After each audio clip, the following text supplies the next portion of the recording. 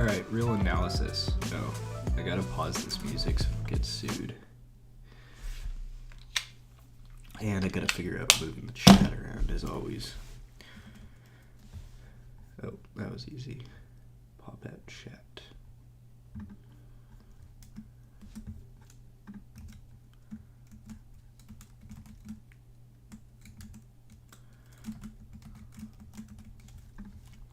Cool.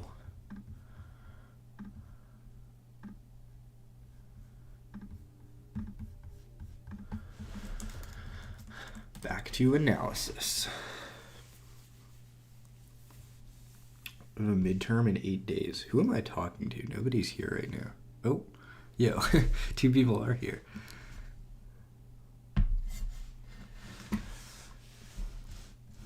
Alrighty. What was I doing? So, I think...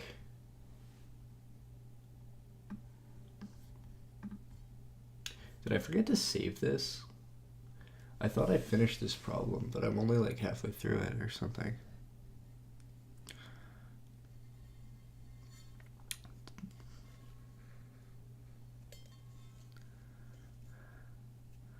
How's it going, everyone?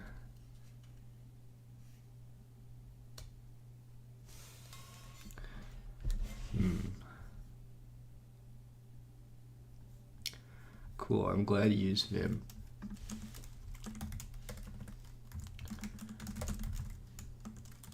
Okay, what was I even doing?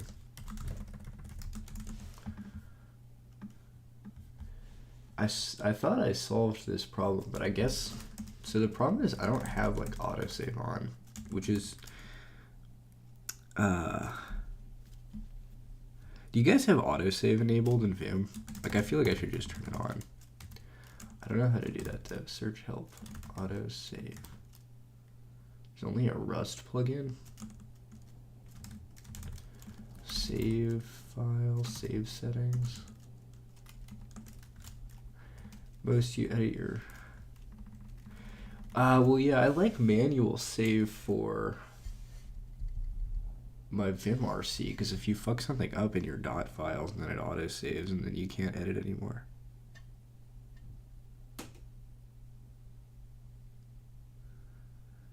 Isn't problem 1 is obvious? How would you prove it?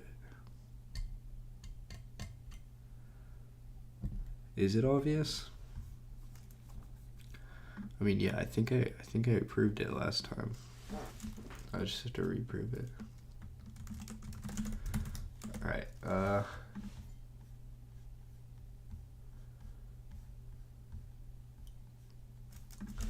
Is there an option? Set auto write? Yeah. Auto write. Auto write the contents of the file.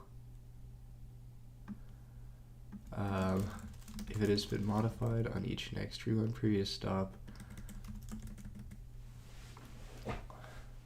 Auto write all, but also used for commands like edit, qual, exit, recover. For closing Vim. Kind of want it on a timer, I guess, but no, maybe I'll just keep it manual, hope for the best. What's the bomb command do? When writing a file and the following conditions are met, a bomb by order mark is prepended to the file. Wow, there's just so many hidden Vim settings. This is like what I'm most autistic about. Channel? Char convert? Who would ever use any of these?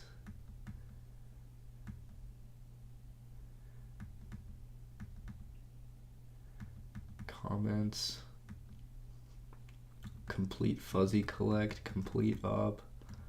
There's just so many options.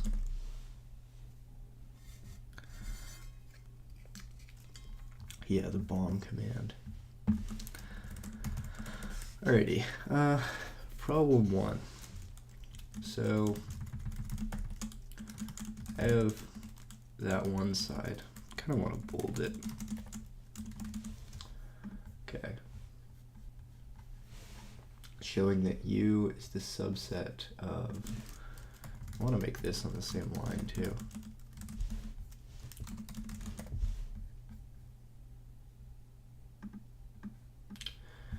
All right.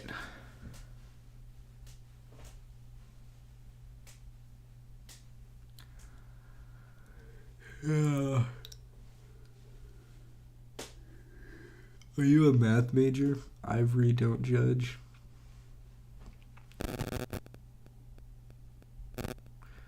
What kind of username is that?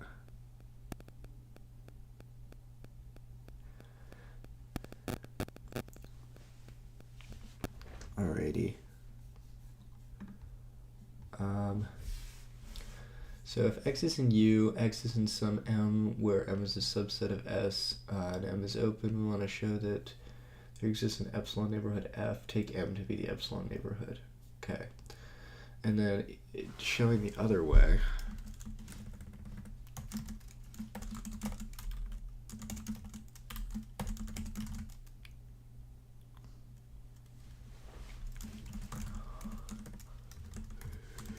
Why are you in a math homework stream then? I guess electronics involves a lot of math. Do you have to take like complex analysis?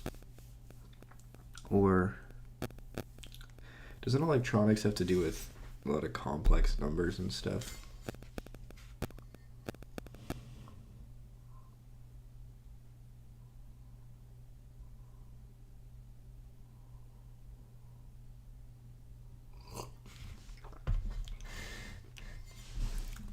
Okay.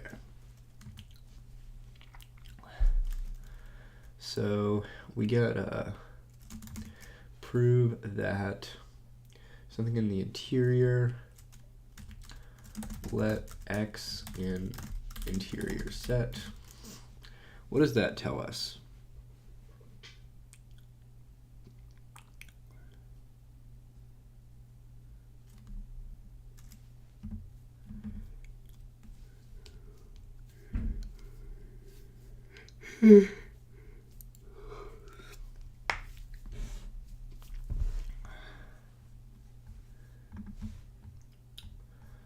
Cool.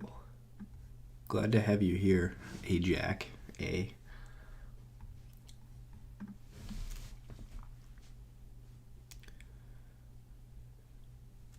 All right.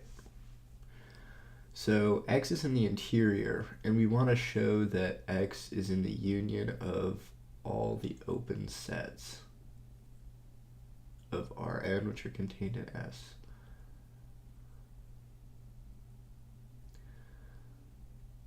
I mean, this is kind of definitional. So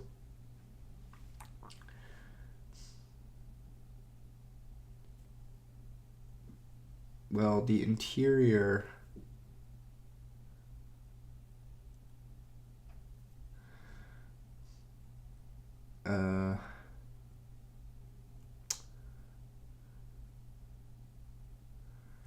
if X is in the interior,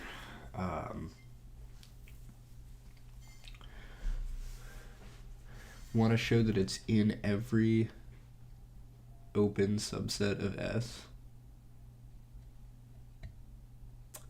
Well, that it's in every open subset of S.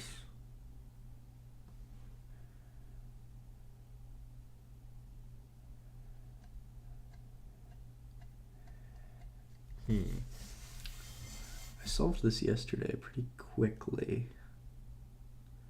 I guess I just have to warm up my brain. You don't want to get a math injury. Shouldn't it be S minus subset S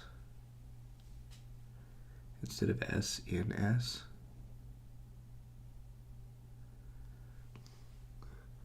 What do you mean? S minus subset S?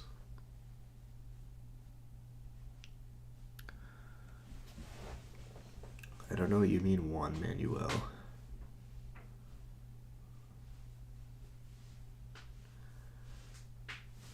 Okay, but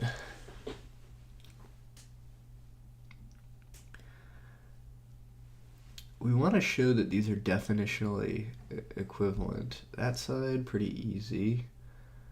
But the interior is open, and we're trying to show that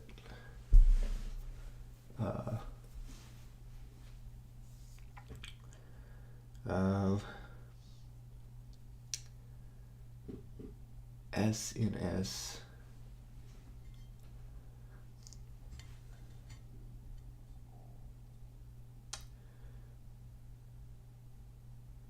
prove that is the union of all open subsets.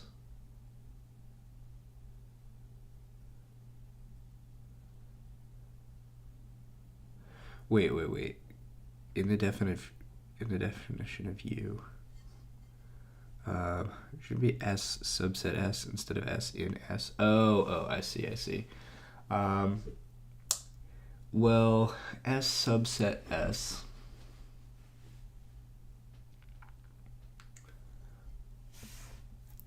S is the union of all open subsets of Rn which are contained in S. So I think like it's the union, it's a subset of Rn and it's contained in S. Like the set itself is contained. But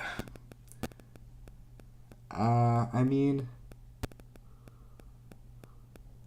maybe you're right. Maybe that's what they mean by which are contained in S. Yeah, I guess that's probably the more correct way to do that.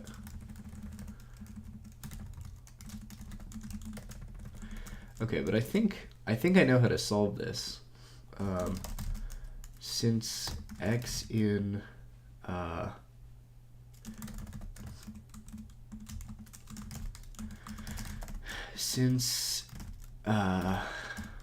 int S is a subset of S, X in S implies X in U. I think that's all that's required. It seems pretty basic, but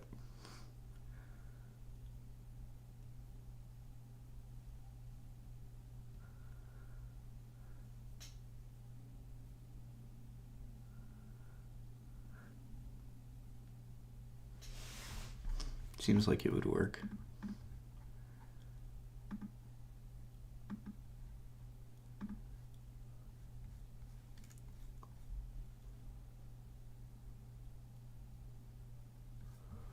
All right. Next problem.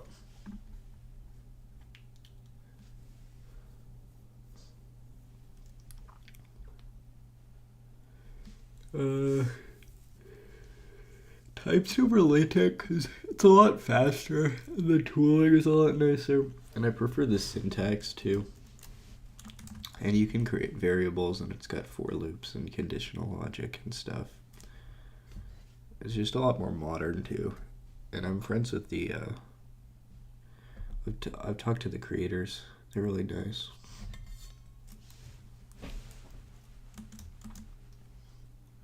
Some German guys started it as like a thesis project.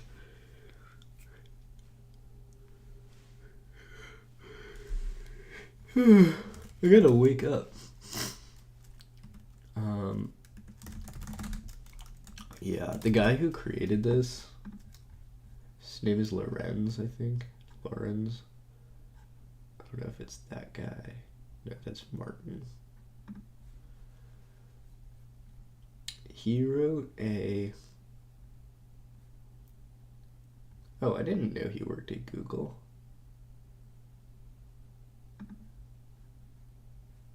Or maybe he just contributed. But it looks like he worked there because the contributions are private.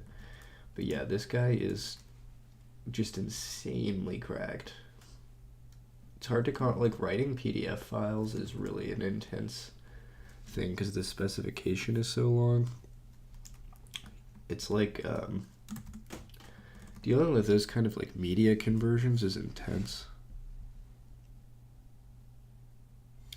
Well, it's interesting you ask about using those because I was doing this number theory. homework 5 the other day, and there was one problem. Well, this is a good example, I guess, that asked, see how fast the preview loads too. So it said, this is a prime triple, p plus 2, p plus 6. Find 5 sets of prime triplets, which they wanted to do by hand, but I just wrote a for loop, and then I check right within the language is prime, and then if it is, I just render it conditionally, and then you can see I just have an is prime function right here at the top, and it's just more conditional logic. And so that's one case as to why you would want to do that, but there's lots of other cases too,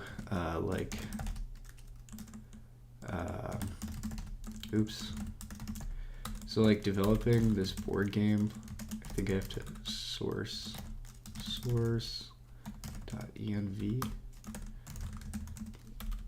I guess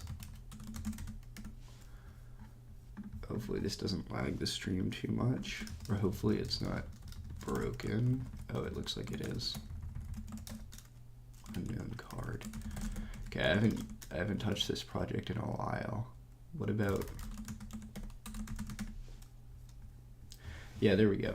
So like rendering cards for a board game, it's just nice that you can conditionally like draw stuff with for loops and variables, which is like way nicer than LaTeX macro system in my opinion. And it's got like, yeah, it just has like all the scripting features. You can see there's even like higher level like functional patterns. Yeah, just extremely quick. Okay, back to real analysis.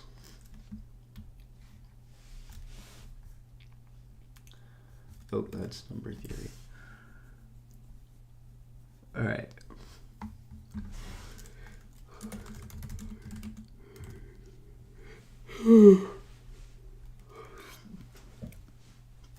What you've written makes it sound like every element of S contained in U, which is false. The argument is that int S is an open subset of S, which is why it is contained in U.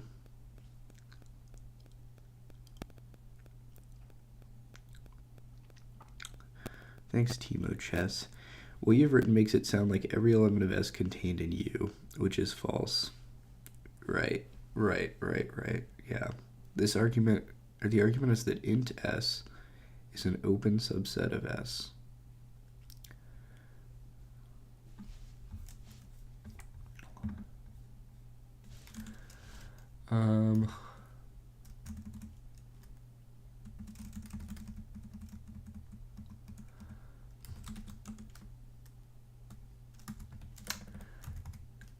Yeah. X in S,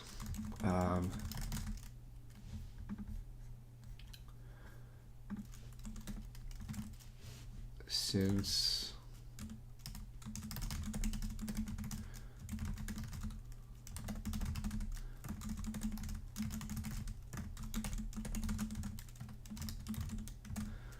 okay. Thanks, Timo Chess. Makes it sound like every element of S contained in U, which is false, yeah. Int S is an open subset of S.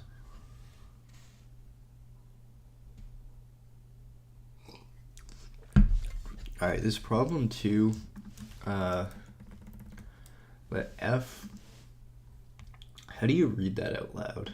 Fancy F? Calligraphic F? F be a collection of sets in the real numbers. Let S equals the union and T equal the intersection. And this S is redundant, according to my professor.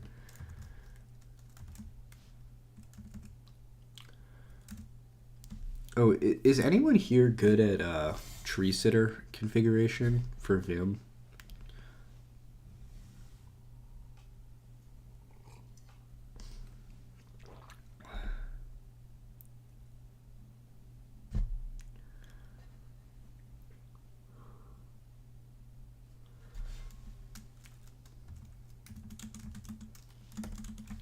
I'd like a custom tree sitter object.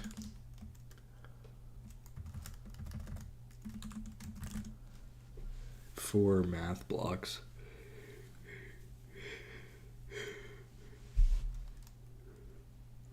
Would make editing things mildly more convenient, I guess.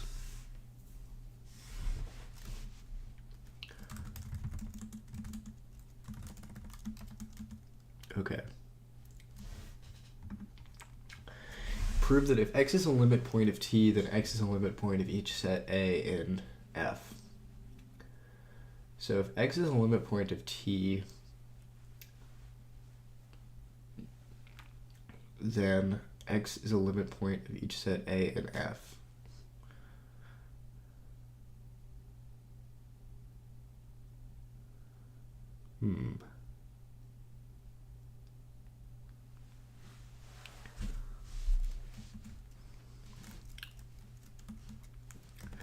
What's complex analysis like? I'd imagine, like, is it significantly harder, would you say, than real analysis?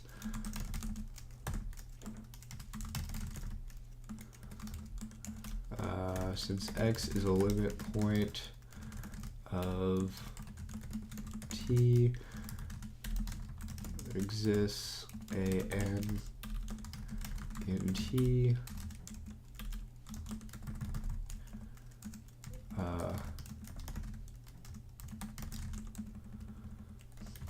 a n in t,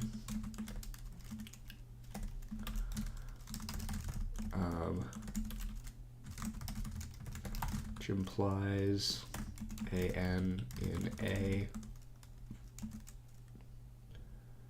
for each A in F. I think using the definition of limit point,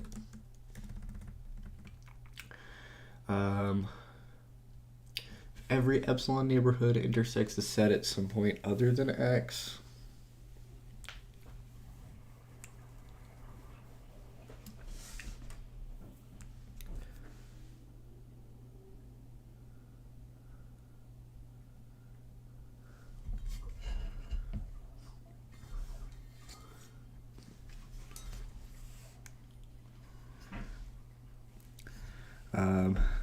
It's a little bit harder because you need to show some magic named mapping to get a real shadow of your function and apply real analysis plus some complex number theorems.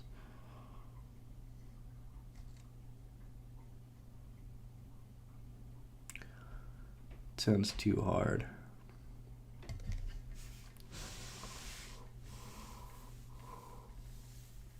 Oh, I forgot about launch control. That's like such a shitty project. I really need to. This summer, I'm going to try to find a more long-term, interesting project to work on. Probably low-level, like Zig or C, or maybe Rust. But something about Zig is interesting to me, but I feel like I need some better projects. Because I made a launch control, but it was in sophomore year, freshman year, and that's really just not a good project.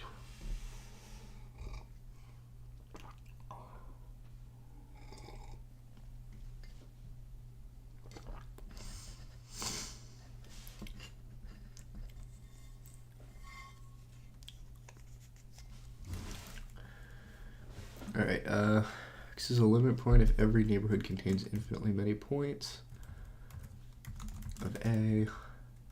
Sequence X is a limit point if and only if some sequence AN contained in A satisfying AN does not equal X for all N in N.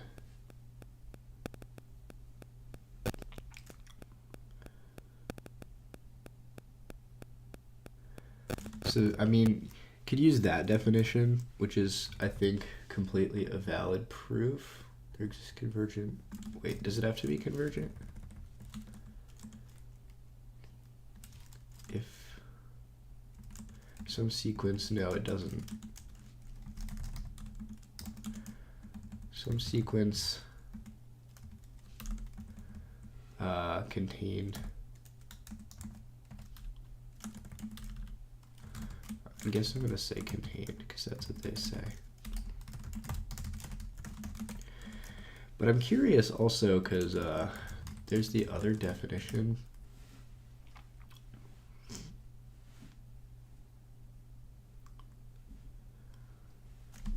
of every epsilon neighborhood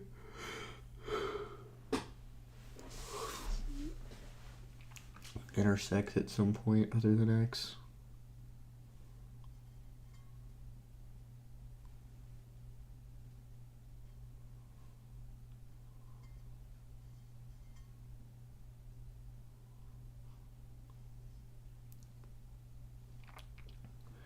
I guess that's the same, because if you have every epsilon neighborhood of a limit point intersects, then because it intersects A, it would, or because it intersects T, it would intersect every A. Yeah, I'll probably be streaming for a while. Do you have your own homework to do first?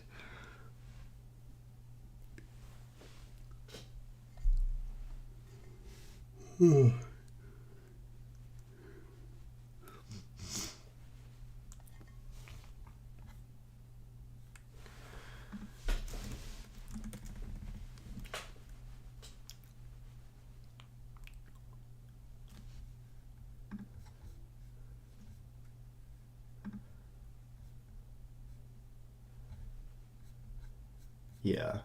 It's gonna be probably a pretty long haul. I gotta go find a tissue real quick.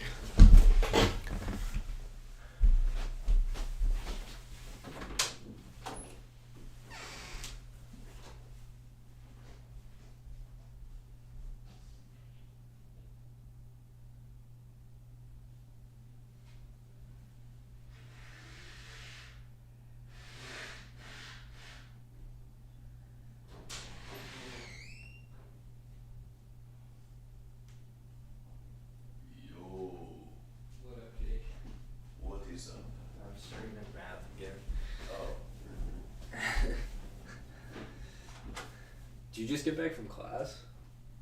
Nah. Oh, when I got back this morning, I was. I walked. I was home. Oh, she was over? She was. Nice. Getting some banging. What's up, stream? Can you guys see me from here? Yo.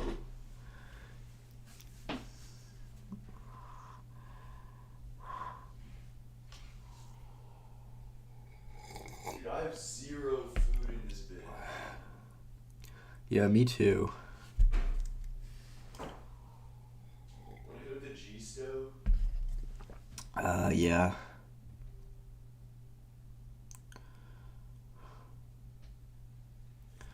Alright, cool. Well, I got a good class for like the next 30 hours. Yeah. I have a lot of homework too. Okay. Problem 3.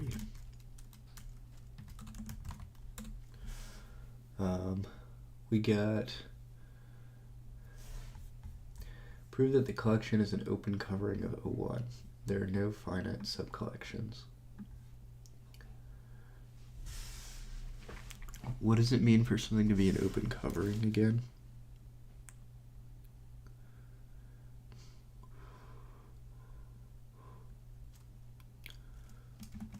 What is an open covering? Analysis, understanding analysis.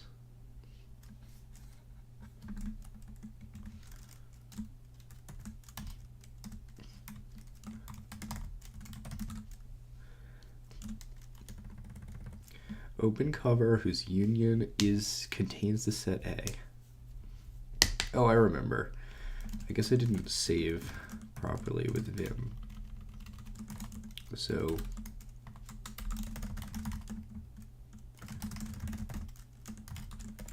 want to show that F subset O1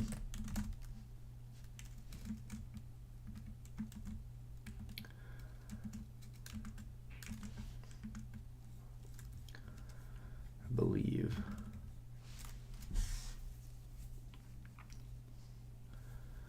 union contains the set A.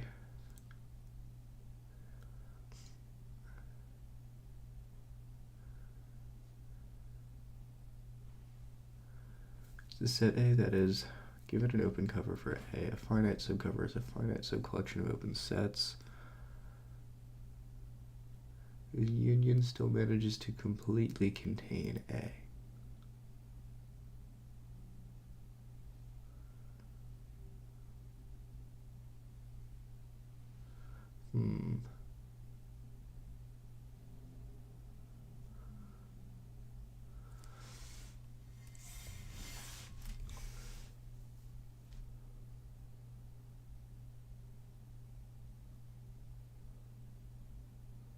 It's impossible to find a finite subcover.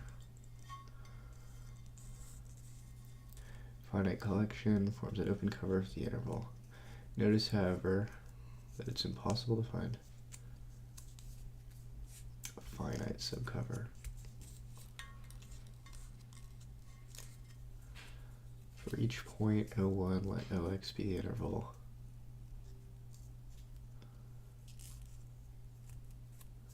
How is that,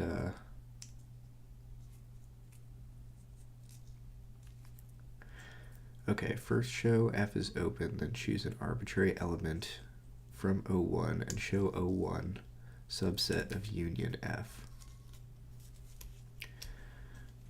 Okay, why do you have to,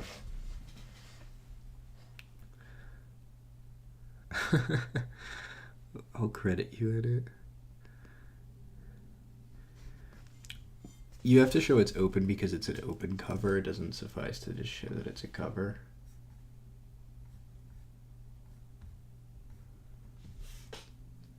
Yeah, oh yeah, I guess so. Every element F is open.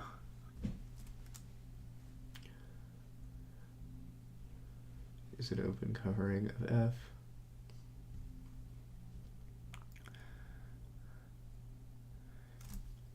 Yeah, every element of F is open.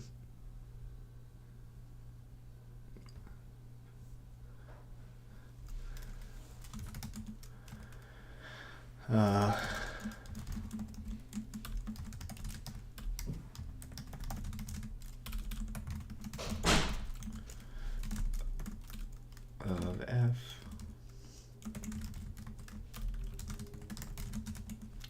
is open. Okay, so if we have an arbitrary 1 over n, 2 over n,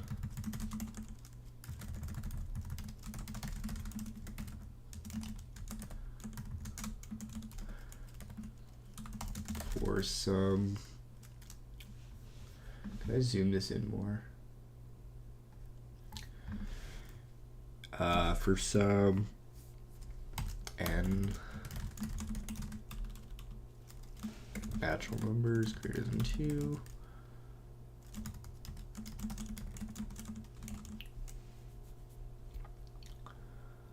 greater than or equal to 2,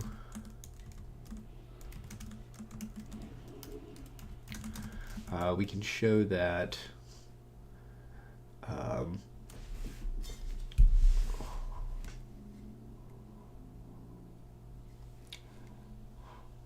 I mean, okay, so it's clearly open. We just have to show that any epsilon ball, well, there exists an epsilon ball for any element in there. The epsilon ball is just going to be the minimum of the distance to the edges, I guess.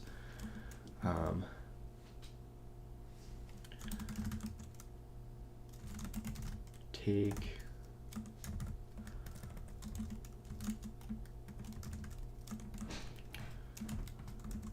want to show every element f greater than 0.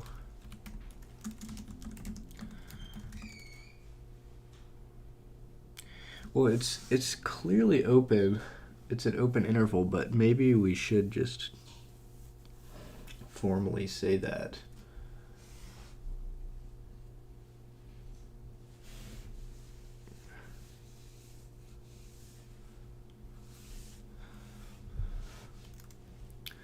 Yeah, I'm pretty bad at chemistry too, so good luck.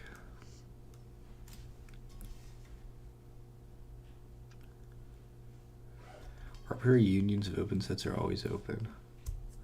Right, but we can invoke that fact, but only after showing that the set itself is open, which it clearly is. It's just like I want to be rigorous. So let epsilon greater than 0, and then what's the epsilon gonna be? Like min.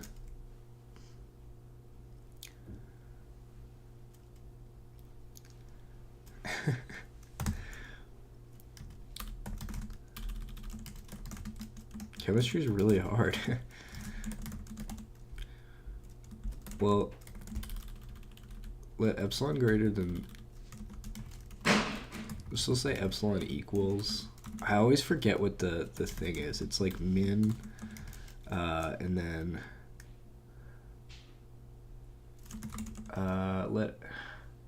no, okay. Let f greater than 0 for an arbitrary x in 1 over n, 2 over n, choose epsilon equals min, like 1 over n minus x minus 2 over n. I think that might work.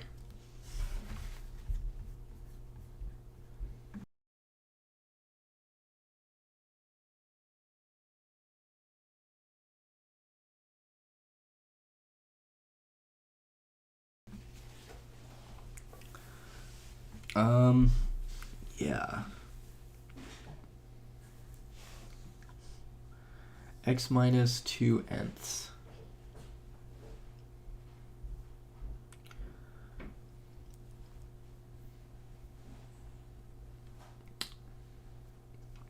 Whatever n minus x.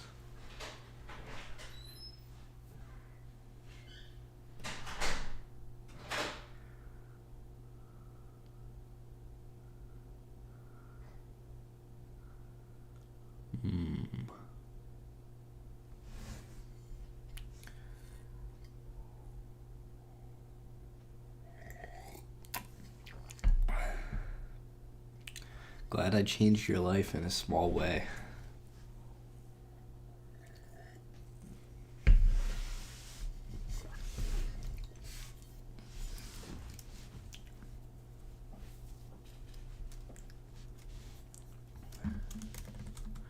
Alrighty. So assuming that's good, then we can say since an arbitrary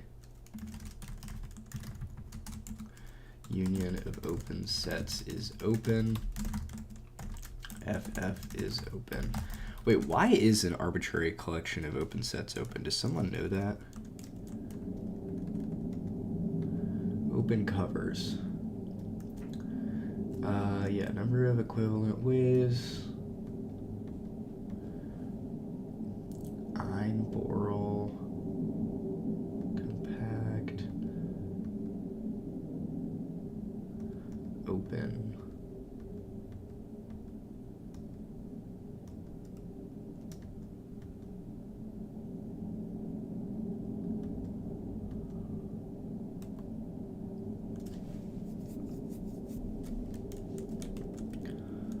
Oops.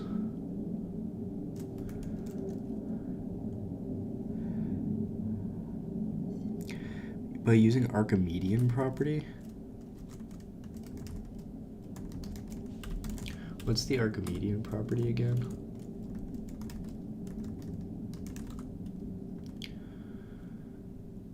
Given any number x in real numbers, there exists an n satisfying n greater than x.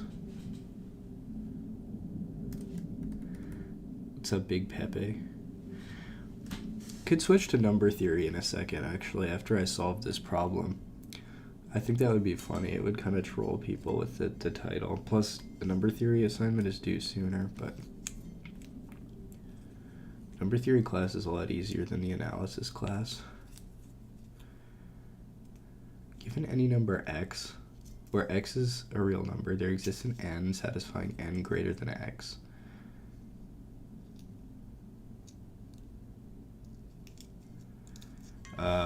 I'm doing problem 3.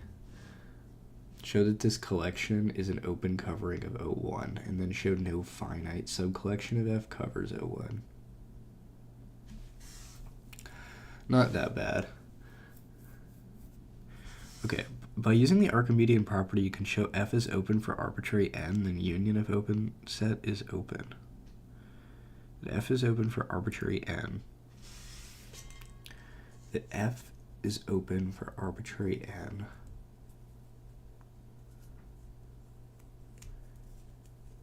Then union of open sets is open. Why is the union of open sets open again?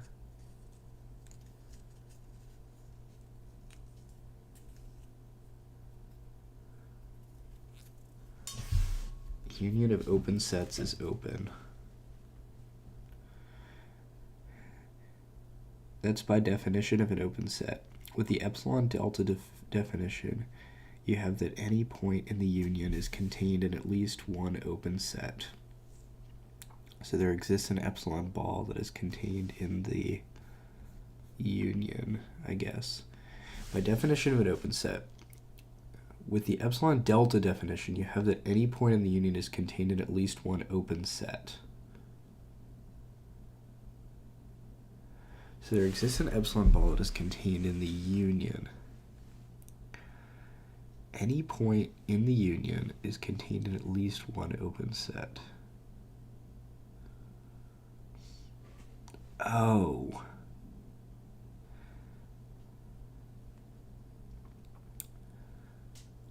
Oh.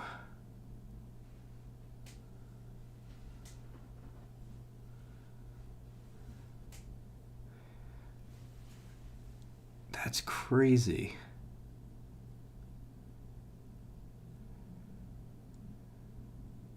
This is such a weird sport. With the epsilon delta definition, contained in at least one open set.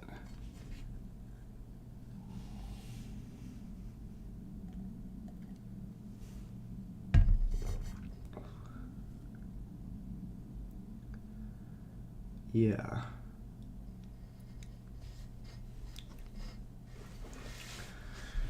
How strange. Okay. So we have that F is open. Now we just need, want to show that X in O1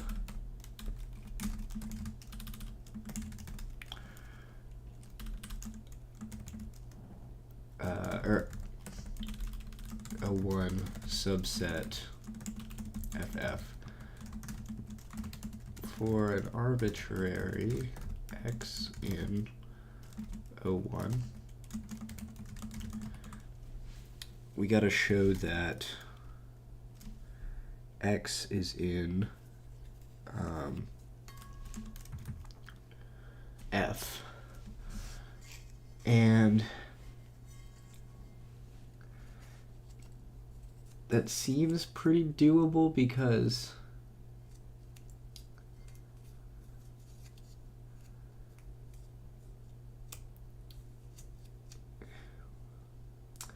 Well, wait a minute.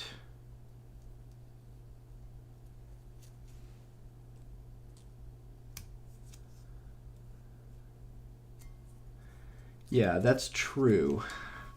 How's it actually shown, though?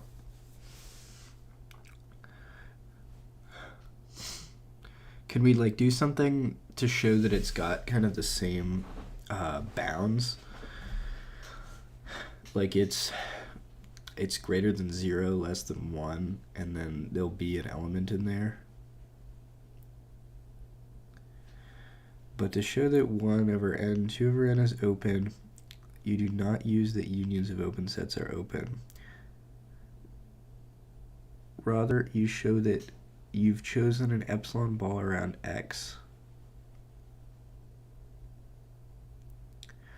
Oh, wait, but to show that 1 over n, 2 over n is open, you do not use that open sets are open.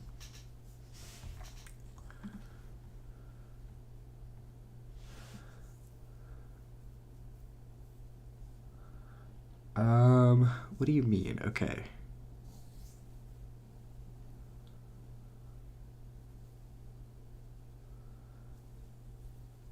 I mean, I've said here, like, considering epsilon is the minimum of 1 over n minus x and x minus 2 over n, which is going to be contained in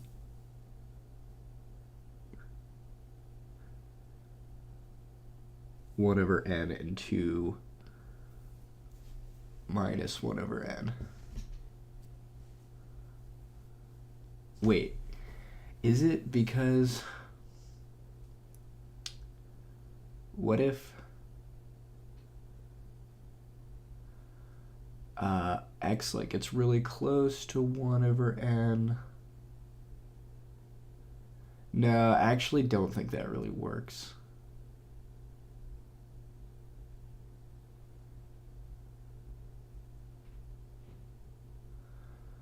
What if I might have got the order wrong on the minimization? It might be x minus 1 over n, 2 over n minus x.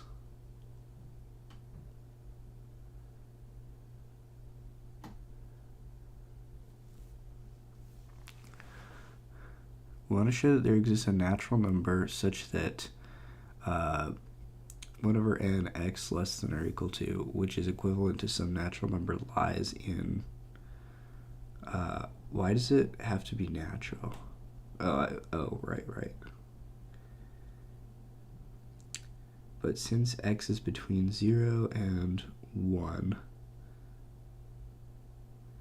2 over x minus 1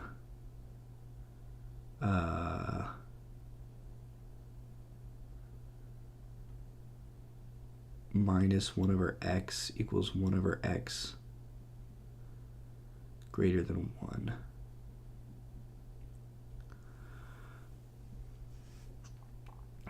And 2 over x minus 1. 2 over x minus 1 over x equals 1 over x.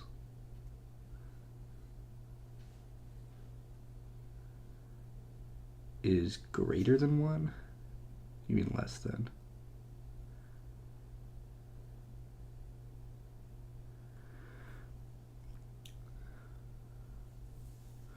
Should take the absolute values. Yeah, you're right. I think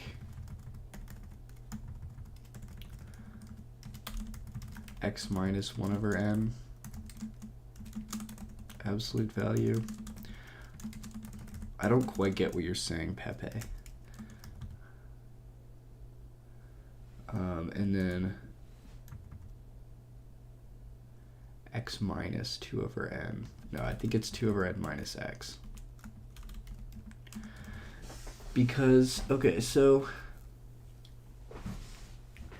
then we can have an epsilon ball around x, and we can choose it to be the minimum of, if it gets close to 1 over n, it's going to be a little bit bigger than 1 over n. So we're going to have a very close there, and then if it gets close to 2 over n, then we're okay as well.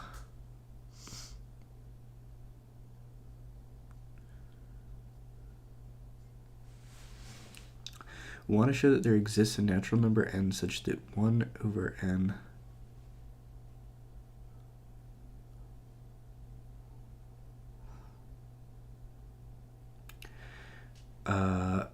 so that it's sandwiched in that zone.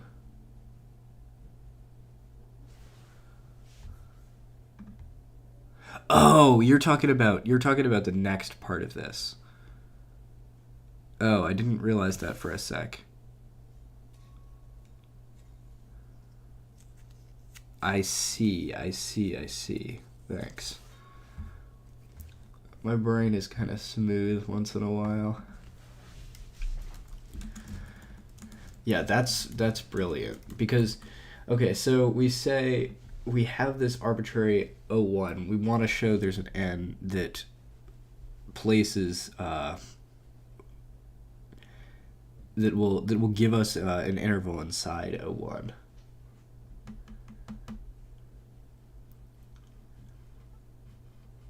For an arbitrary x, we want an n.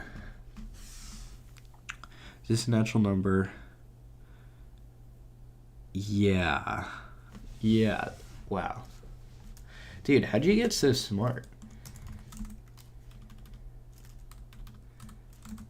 Okay, we want n.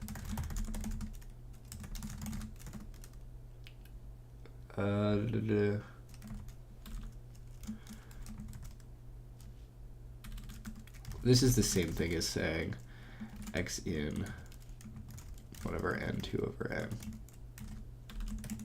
Or, in other words, x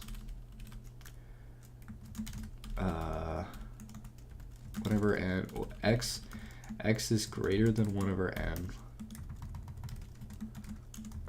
and less than 2 over n. So if we solve for n, then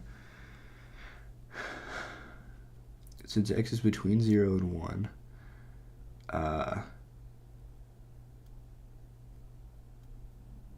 2 over x minus 1 over x equals 1 over x greater than 1.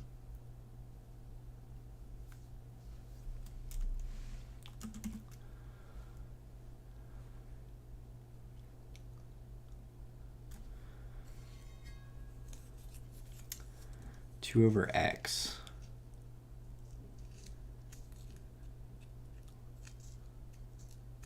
Too many problems.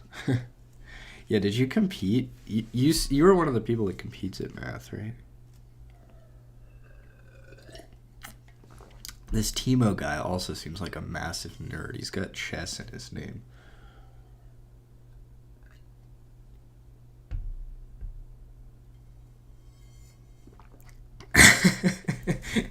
In other numbers, in other symbols. Okay. Let's see. It's taking me a sec to put together that solution though, because you have 1 over x minus 1 over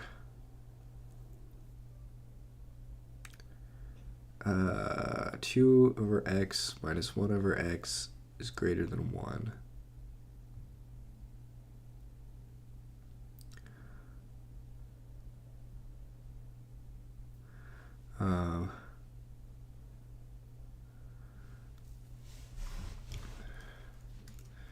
International Math Olympiad, nice.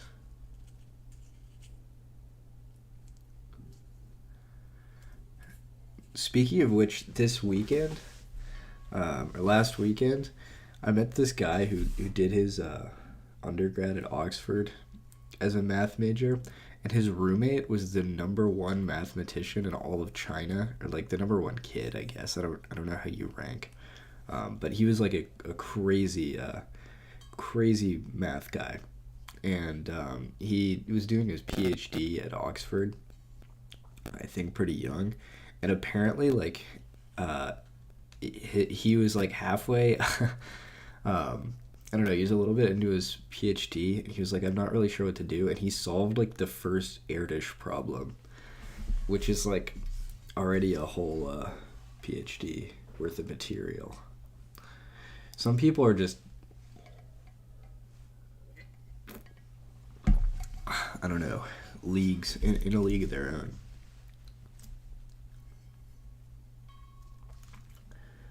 Okay.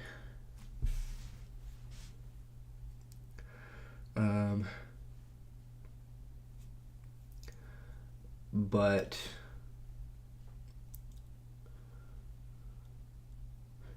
we could pick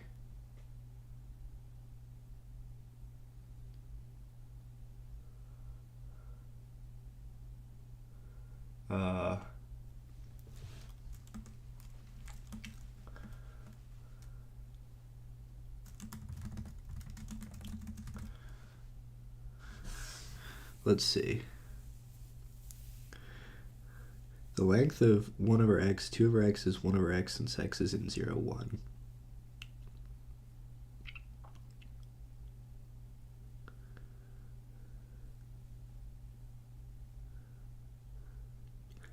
Did you just change your username like on the fly? The length of 1 over x, 2 over x is 1 over x since x is in 0, 1. Like the interval is greater than 1. So some natural number n lies in 1 over x, 2 over x, which implies x lies in 1 over n, 2 over n.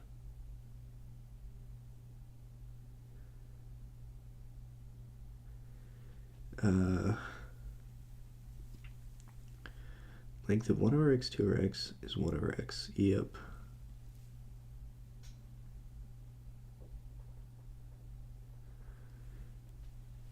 Is 1 over x.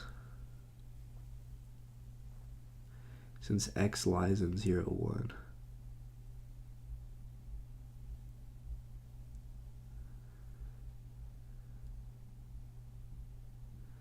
Basically rearranging the inequality.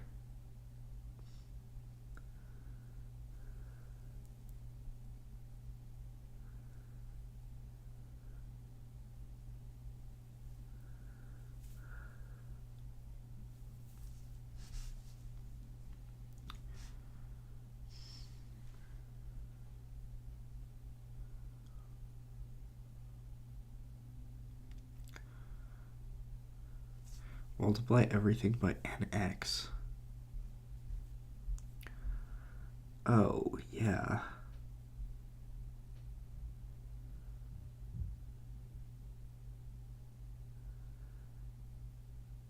Multiply everything by nx. Don't you mean 1 over nx?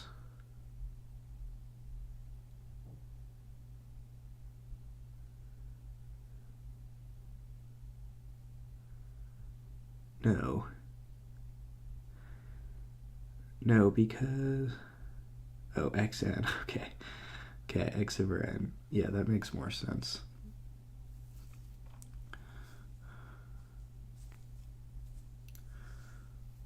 I'm still...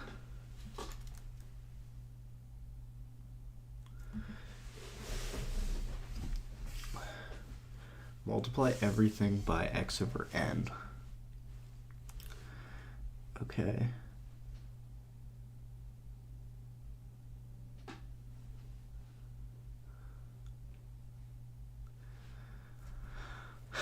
Multiplying by x over n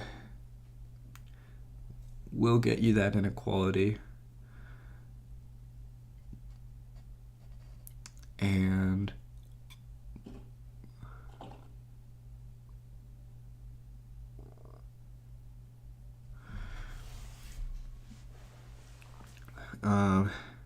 x is greater than 1 over n is directly from the Archimedean property, and for x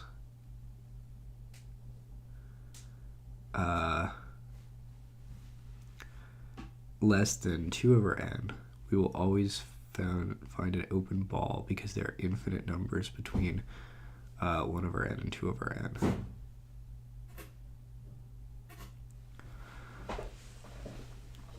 Okay, Archimedean property is clever. And for x over 2n, we will always find an open ball. Why are we looking for an open ball here?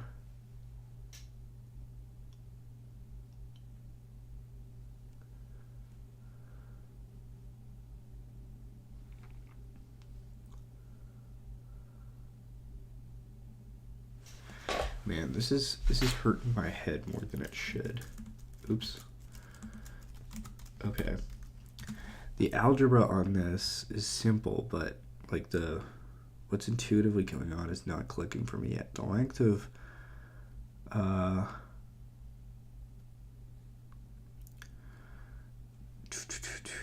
the interval is greater than 1. So some natural number.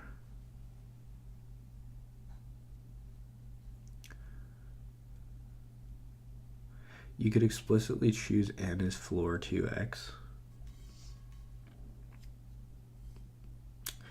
Oh.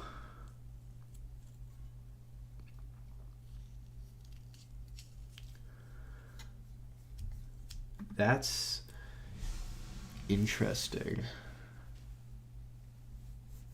That's pretty simple. Floor 2x.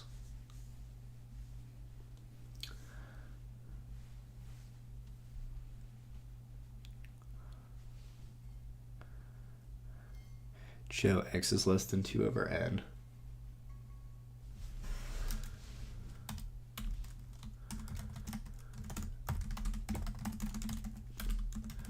Floor 2 over x.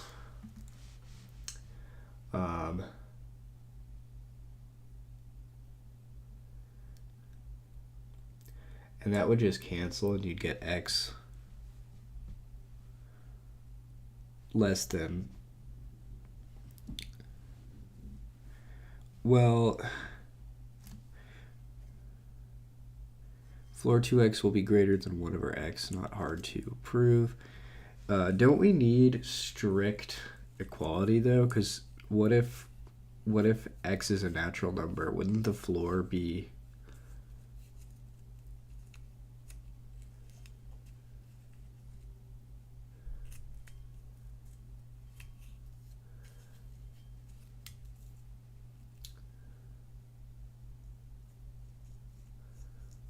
Wouldn't that violate strict equality?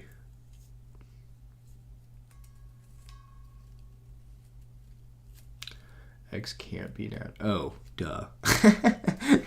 Yeah, x is between 0 and 1. I see.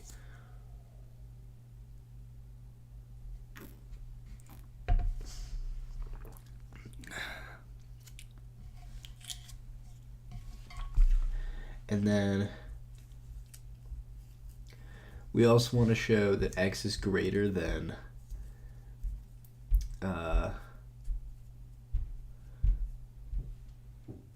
floor 2 over x.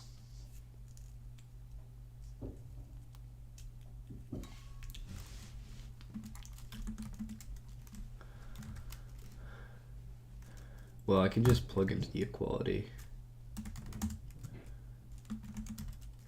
It'll be floor x less than x. And then we're going to get 1 over 2 over x. Wouldn't it be 1/2 floor x?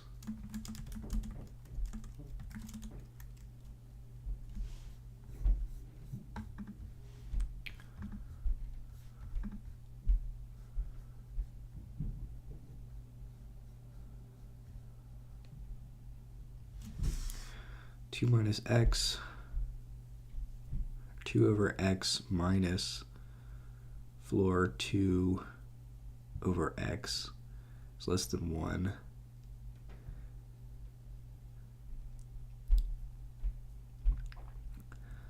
Two minus x floor 2 over x less than 1. So floor 2 over x greater than 2 over x minus 1 equals 2 over x, 2 minus x over x greater than 1. Can't tell if those are greater or implies x.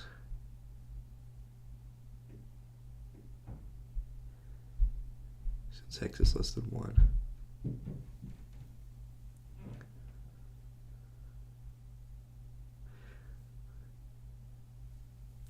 Why do you have to show floor 2 over x is greater than 1 over x?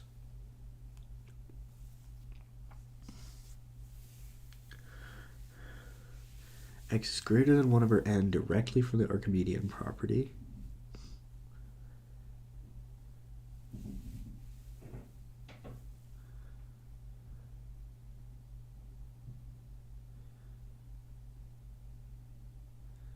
And x is less than 2 over n. We'll always find an open ball because there's infinite numbers between 1 over n, 2 over n.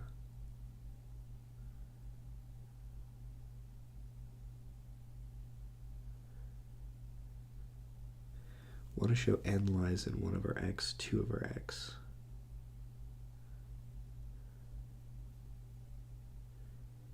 If x equals 1/2, then 2 over x equals 4 is a natural, so one should take floor 2 over x minus 1 or something.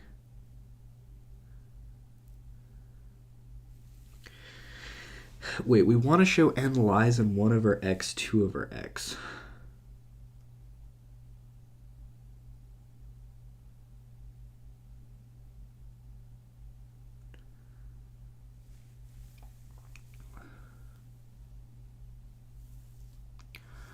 And that's just because you've manipulated the algebra from showing that 1 is between... Yeah, you manipulated the algebra around, and that's just easier.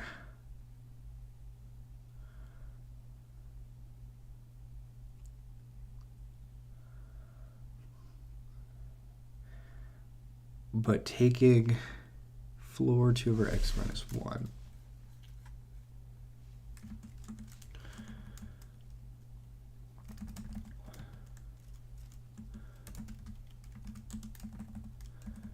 Okay. So plugging in here, we get 2 over floor 2 over x minus 1. And then plugging in here, get 1 over floor 2 over x minus 1.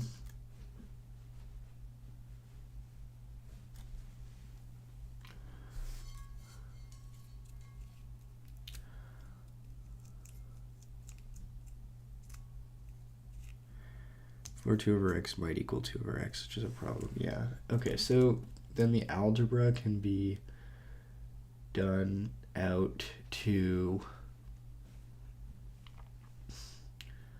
we're going to have to multiply these things by x's. I'm going to go into algebra mode.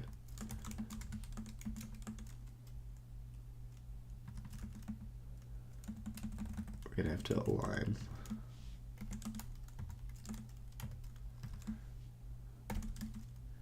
Probably want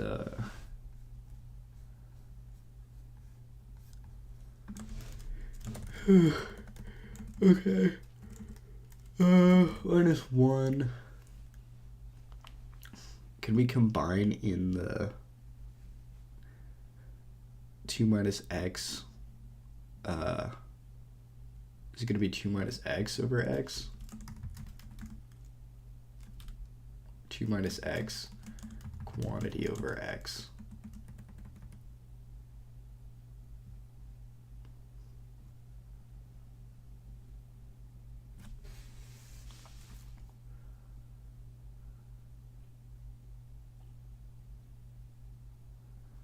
That'll cancel.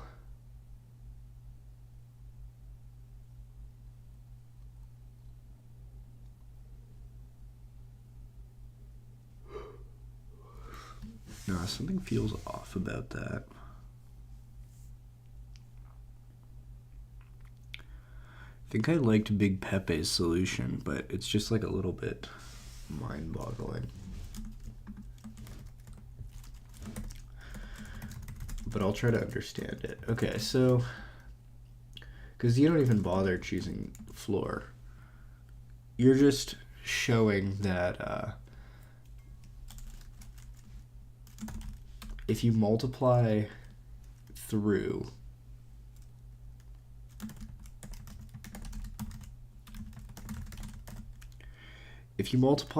by n over x,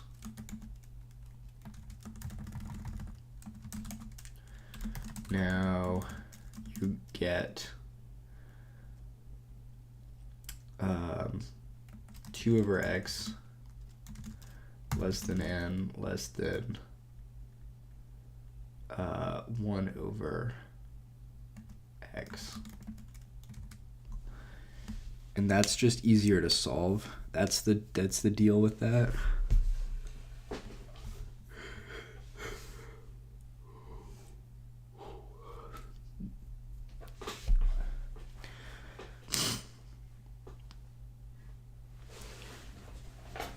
And since n is between 0 and 1, that's going to be greater than 1.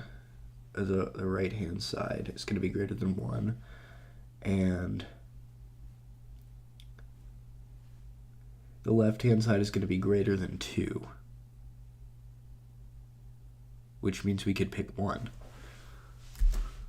Is that what you were saying? That's genius.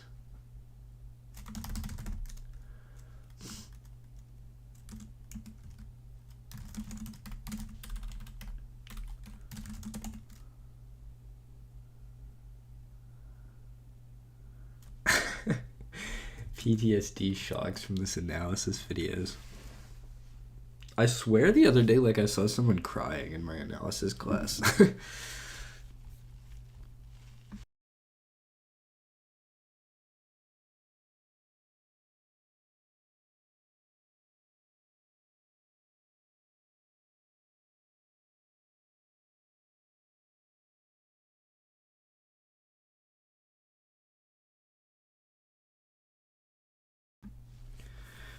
The way I see it, math is like Sisyphus pushing a rock, but the rock doesn't keep falling down. The mountain is infinitely high and gets exponentially steeper. And then when you get to the top of the mountain, there is no top. You just have to keep building more mountain. You just put more rocks and then keep climbing it. The book is Understanding Analysis by Stephen Abbott. But we also used this Tom Apostle book for some of the proofs, I think. Also, there was like a girl. There's multiple people in my analysis class, like just on Instagram, the whole class, which is like, it makes me like, I mean, I have my own problems like watching YouTube and stuff, and all of you do as well, because you're watching a stream instead of doing productive capitalist work. But like, it seems like that's a little bit concerning for the future of humanity if some people are just like enslaved to Instagram so much so that they're on it during real analysis. I don't know how those people are going to pass. But okay, Big Pepe, that was a... You're the man. That's crazy. What a solution.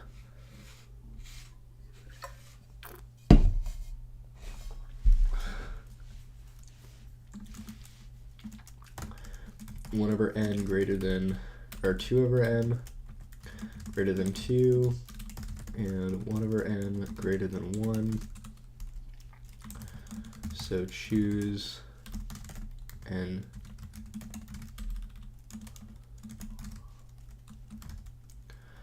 Okay. That's the first part.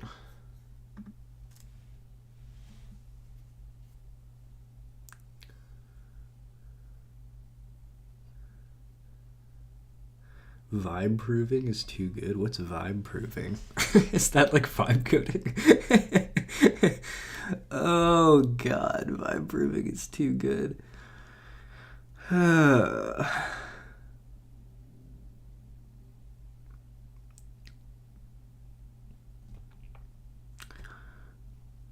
I swear, like, this generation has more vices, though. No, that's wrong.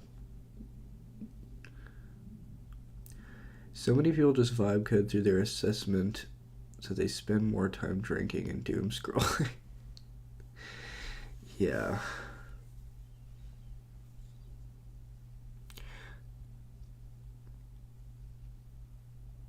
We're writing dissertations right now, and they have never seen 1,000 lines of code at once.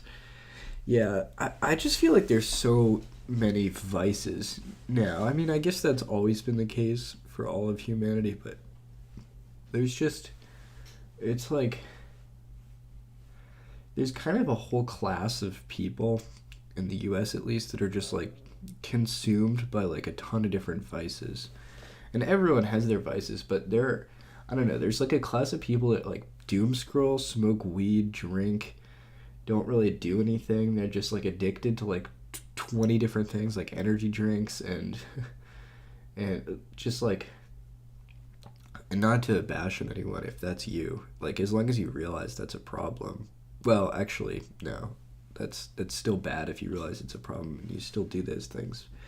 And it's fine to have like one or two of those bad habits, but I don't know. I see people with like 20 of them now, and it's like, I don't know how much it's actually those people's faults so much as it's just that,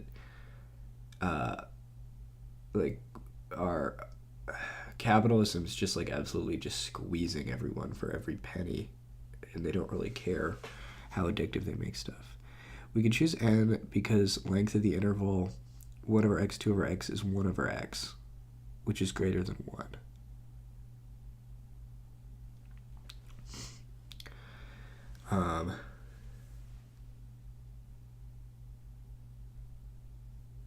Yeah, I guess it's a problem for everywhere too. Also, like I think other cultures like are kind of getting eroded a little bit because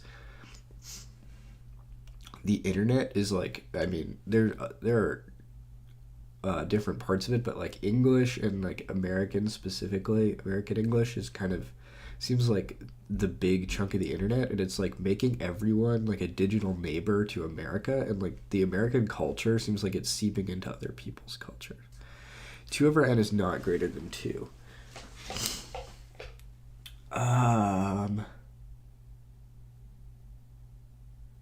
2 over n, not greater than 2. Well, 1 over n is greater than 1, right? Or 2...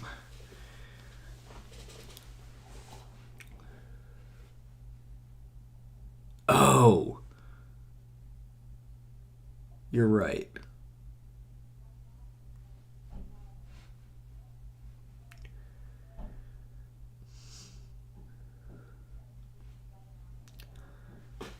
Yeah.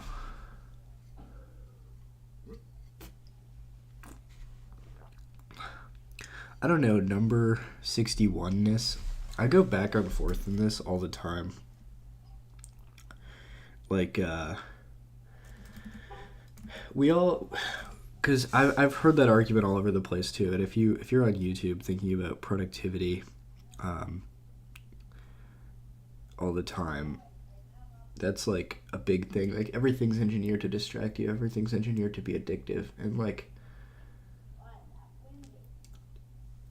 to some extent, I think that's true. But it's also really hard to imagine. Straight to black tar heroin.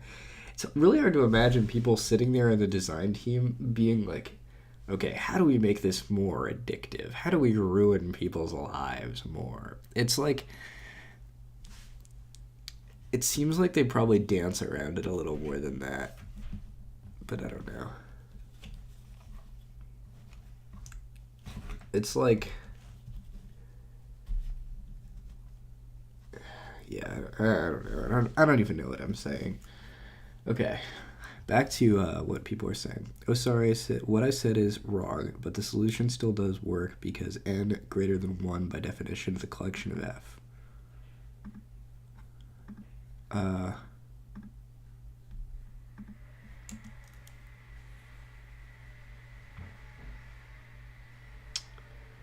What's that noise?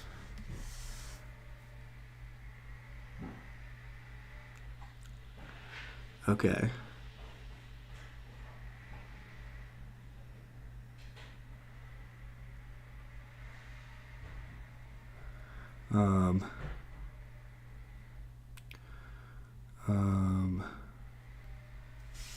I'm closing my door. That's mad annoying. Someone's drilling.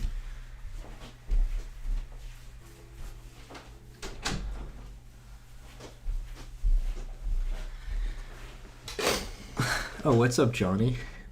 No, I don't worry about it. I also restarted taking amphetamine because it's just like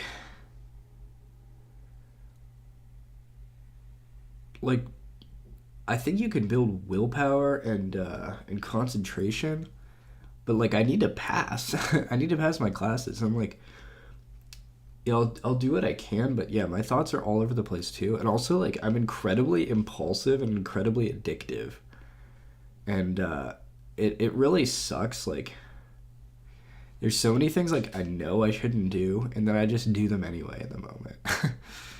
So yeah, I don't know. Amphetamines, yeah, they are kind of cracked. Welcome to the stream, Johnny. Alrighty. Back to what, and I think after this problem, I'm going to switch to number theory because, well, I'm sick and I'm skipping my number theory class right now. I'm pretty sure Johnny got me sick. I like try not to leave my house other than that, but you're like the only sick person I've had contact with. All right, so what Pepe was saying is the distance is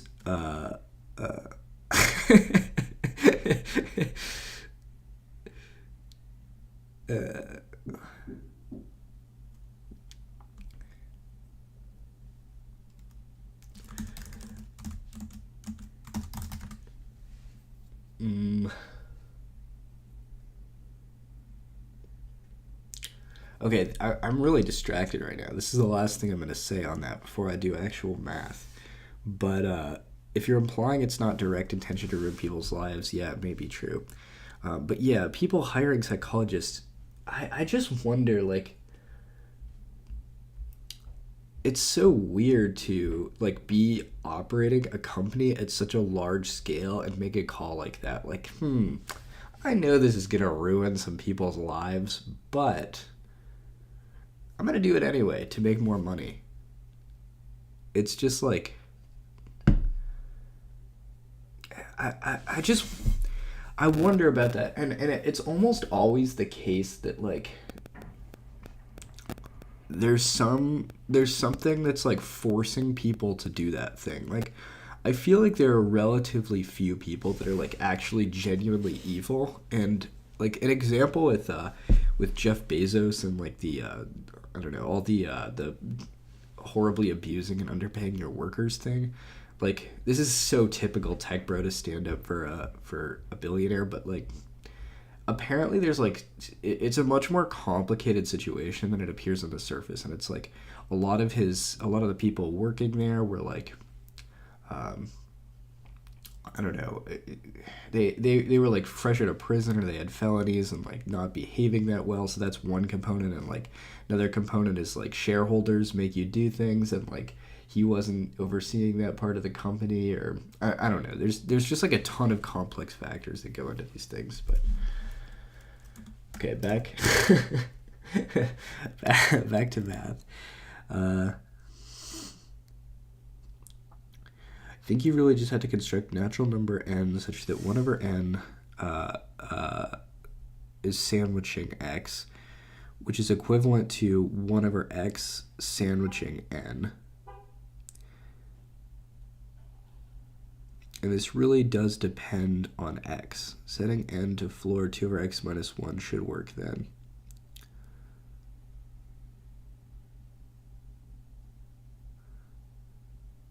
Setting n to floor 2 over x minus 1. For x is less than 1/2.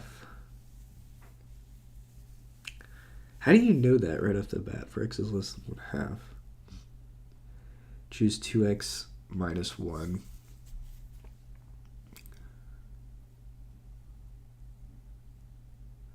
Can patch the floor solution.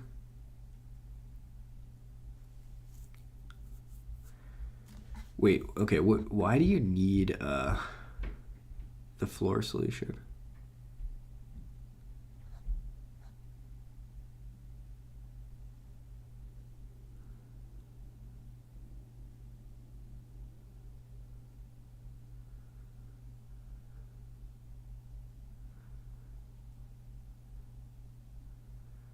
I've written the proof on paper.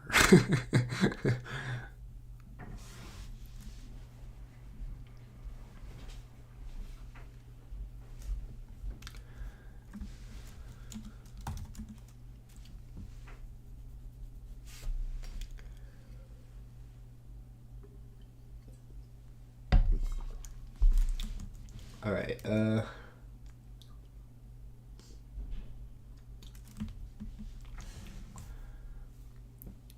I was thinking about how to rigorously prove that if the length of the interval is greater than 1, then it must contain a natural.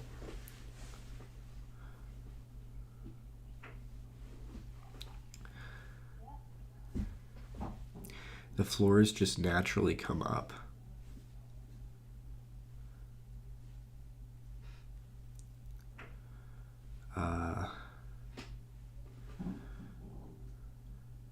Hey, how's it going? The floors just naturally come up.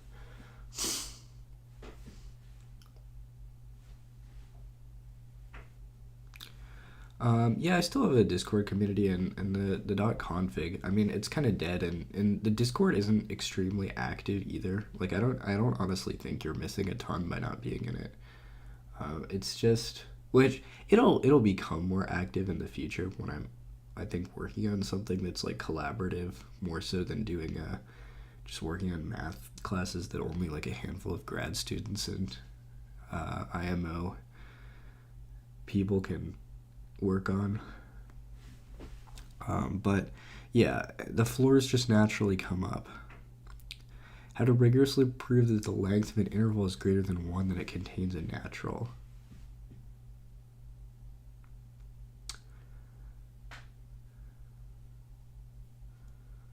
I'm curious because the floor...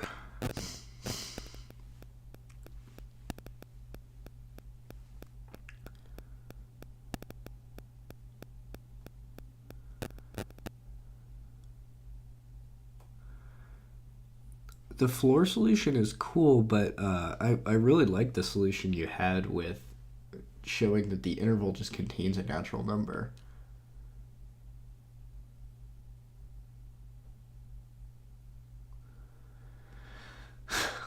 Because if the length of the interval is greater than 1, yeah, it would contain a natural number.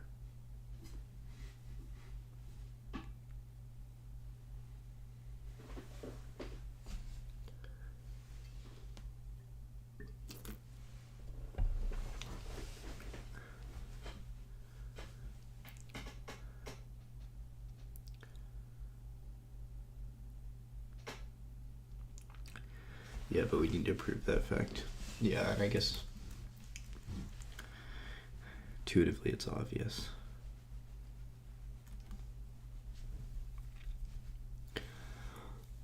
Except that one point in the number line where there's an extra large gap between two of the numbers.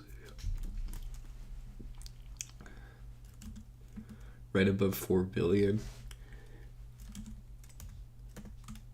Most people don't bother to check it because it's just big, but natural numbers, they have a hole. Okay.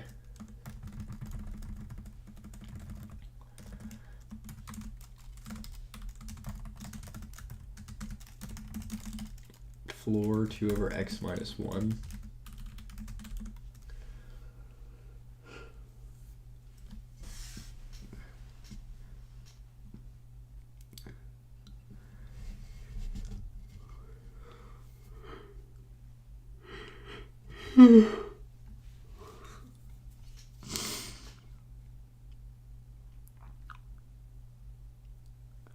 Construct a natural number n such that 1 over n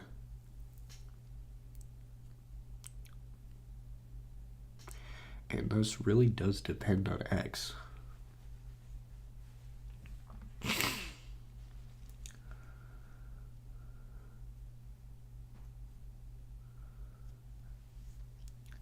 For x less than 1/2, why would it not work if you just did floor 2 over x minus 1 for everything?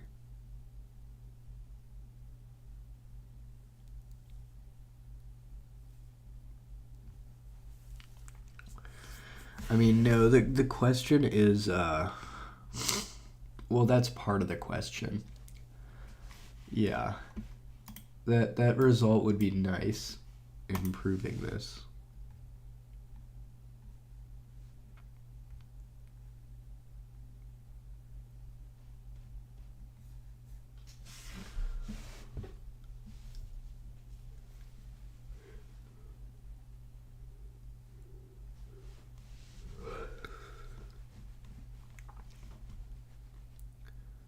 The largest integer less than 2 over x.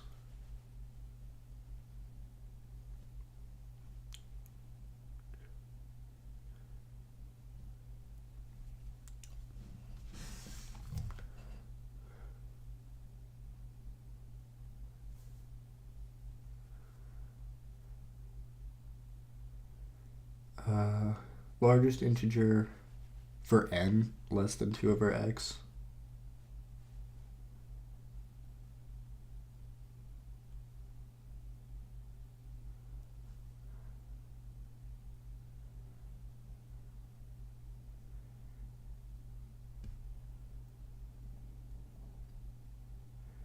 So n is at least 2 over x minus 1.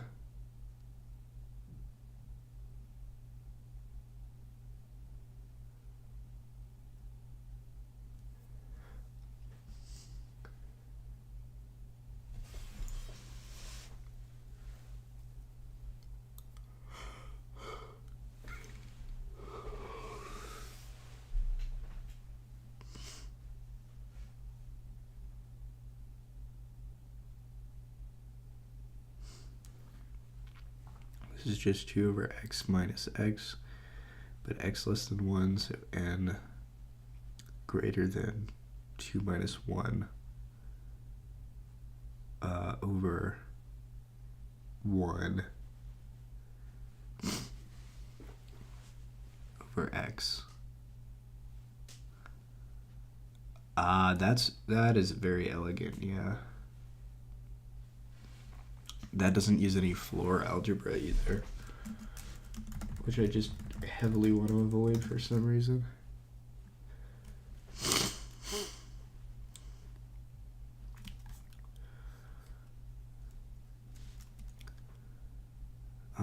Okay.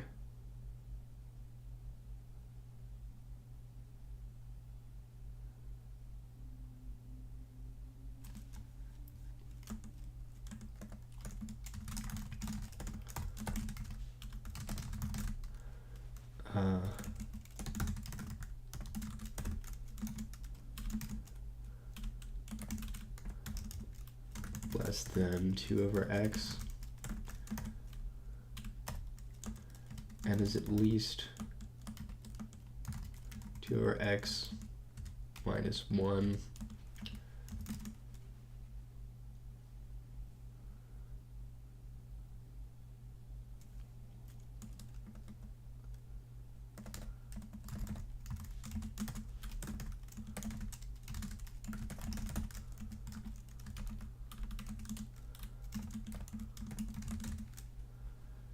n is at least 2 over x minus 1.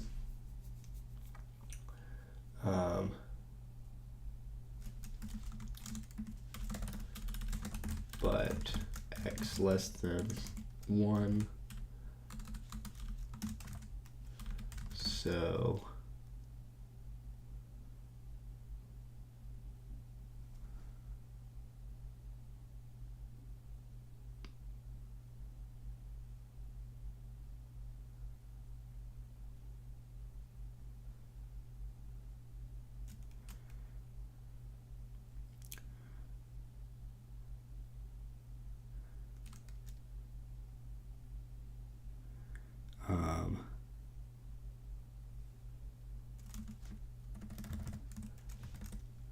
two over x minus 1 equals 2 over x minus, or 2 minus x over x, but x less than or greater than less than 1, so n less than or n greater than 2 minus 1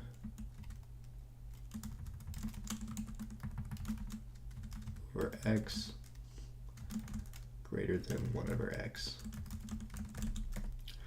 That's pretty clever. Consider the interval AB that does not contain an integer. Then there's an integer n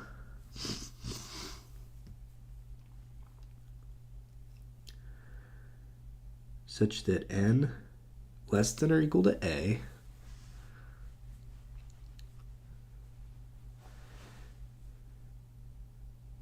does not contain an integer. Then there's an integer n that is less than or equal to a.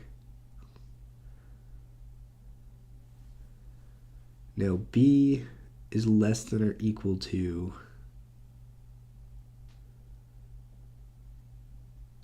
n plus 1.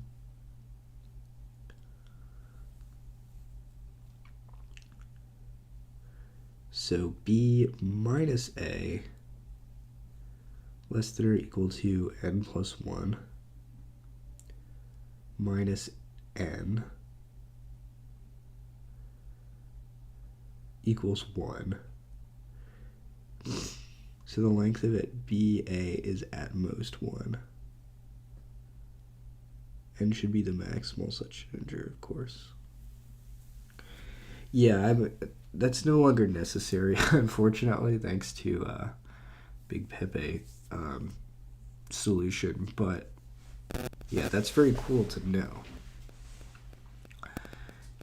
That doesn't contain a integer.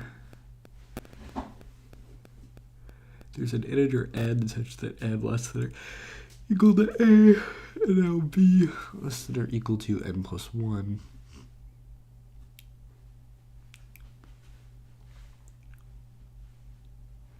Yeah.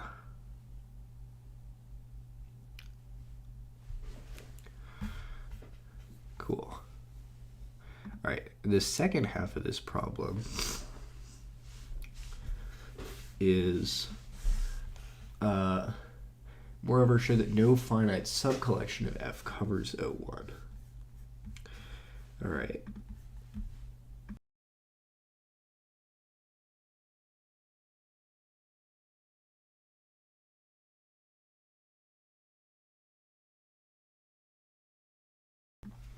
I hate being sick. I like having a fever, though. It's kind of like you're a little bit high. But like in a miserable way.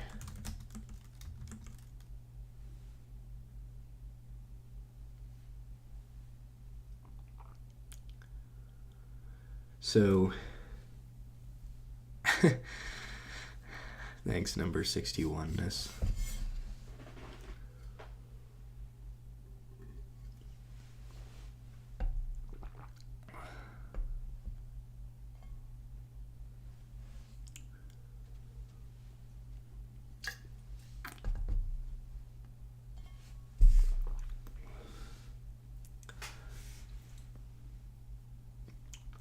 that no finite subcollection covers O1.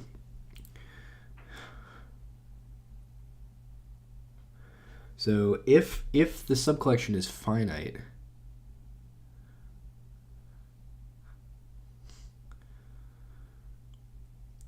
then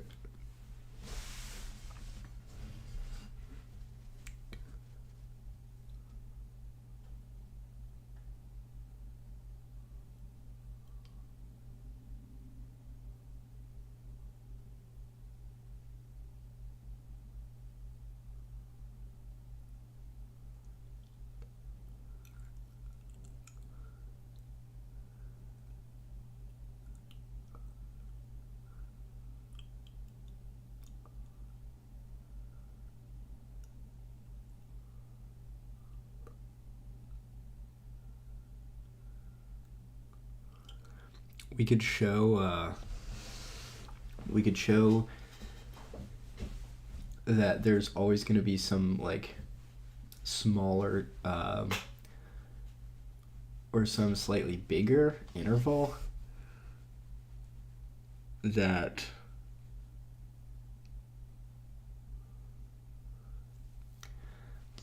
no finite subcollection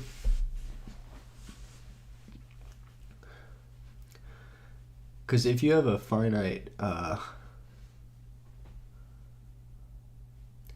subcollection, it'll stop at a certain point before it covers. Like, if you have like 1 over 10,000, that's not enough. It's got to be infinite. Because you could say, well, 1 over 10,001.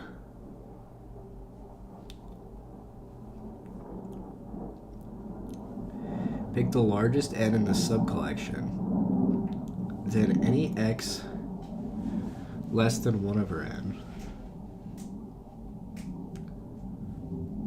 won't be in the union.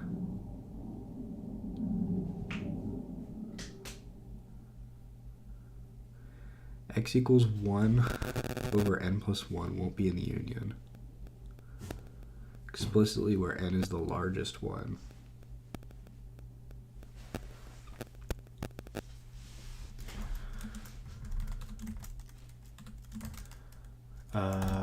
Yeah. If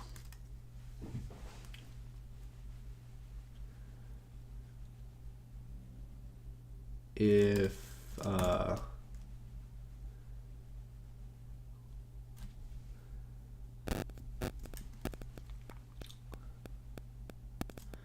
don't know, S is a finite subcollection of F.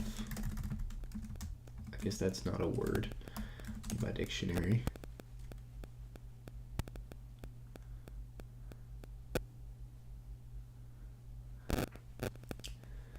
S is a finite subcollection of F.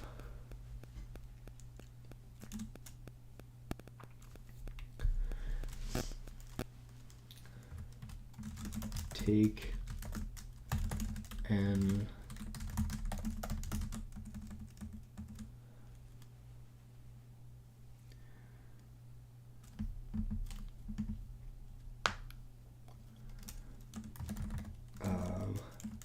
to be the largest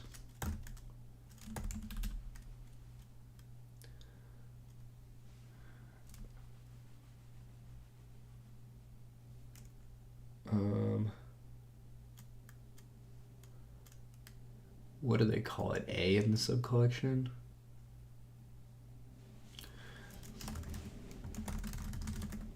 In the subcollection, x equals 1 over n plus 1.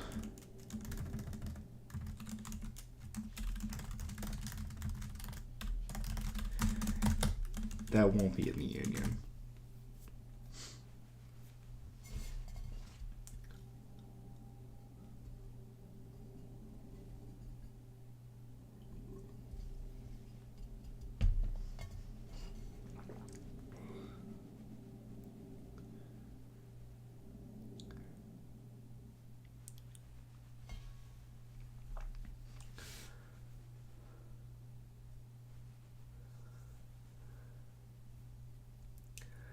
happen to be the largest interval in the subcollection?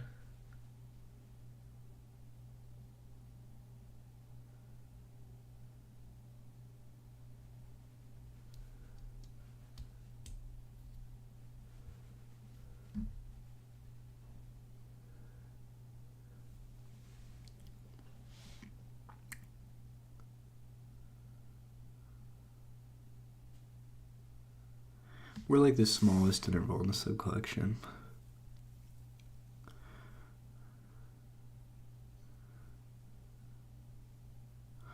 Oh. The largest index is better, I guess, yeah.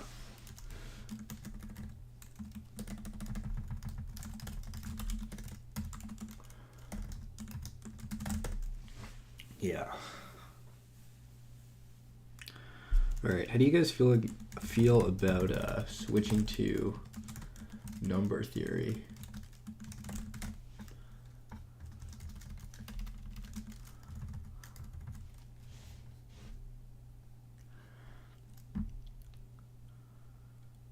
Does not matter, everything fits inside Hilbert's hotel regardless.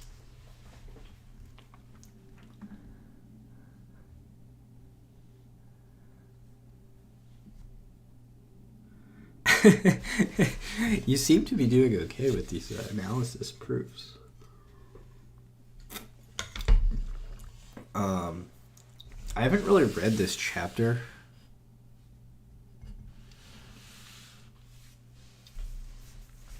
So there's going to be some proof techniques I probably don't know. But I guess as I'll see them as they come up. So yeah. There was one I wanted to do kind of mechanically also beforehand. Well, find all pairs of primes P and Q satisfying P minus Q equals 3. Is this going to rely on...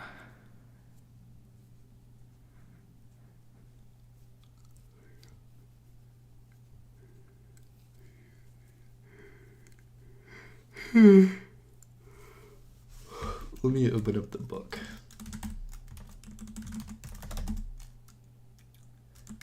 I don't know which one it is. Documents, textbooks. Maybe that one? Nope.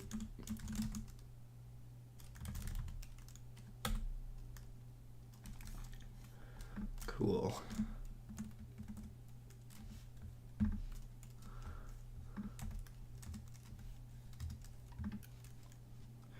Close this one for more screen real estate.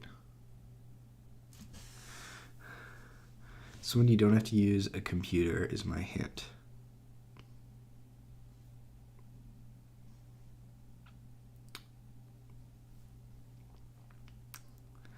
If P and Q are both odd, then their difference is even. If P and Q are both odd,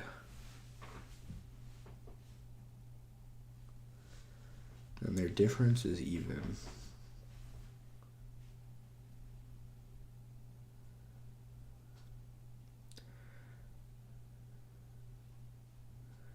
Yeah, because like 2k minus 1, 2j, or 2j plus 1 minus 2k plus 1 cancels out. And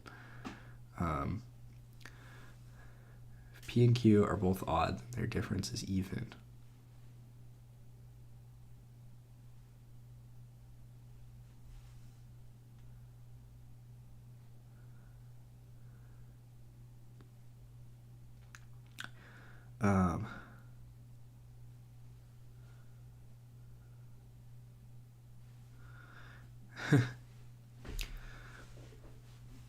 Okay, wait. I just wanted to answer real quick.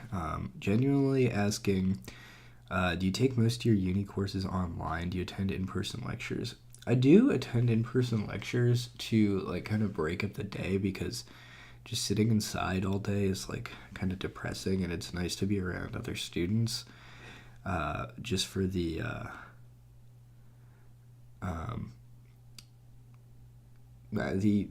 non-depressing atmosphere of, you know, like guys like us like are gonna make more money on average, but in exchange, like you have to spend most of your life like inside, hunched over a desk, and so I don't know. There's some part of me that's like, I shouldn't do that for the years of my prime that I'm allowed to not. But the other thing is like, when I go to lecture, it doesn't really help me that much, to be honest. And that's maybe because I don't have great professors. Well, I don't know that that's necessarily true. It's just like when I'm in lecture, I think like passively absorbing stuff is just way worse than like just solving problems. And like what I'm doing here with streaming, and people are giving me answers a lot of the time. Um, yeah, you won't make much money. Well, yeah, if you're an academic, you're screwed. But yeah, I think like honestly, I learn a lot more techniques like just doing this work on stream than I do going to class. But I do want to break up the day by still going to class. And honestly, like, especially math lectures, I don't know what other people's experiences are with this, but like, I feel like you learn more from like sitting with the textbook and like really reading it over and over again. And like, what happens in math lectures for me is the professor will go through proofs and stuff each step, but they're just kind of like writing out the proofs, and then people take notes on them. And uh, I've taken notes on and off. I found that like I don't consistently use my notes. It's hard for me to get that habit to stick. So plus like the textbook just has these things written out well. And I don't know, like you show up and they like breeze through several proofs like faster than I can like really sit with them and internalize what was done.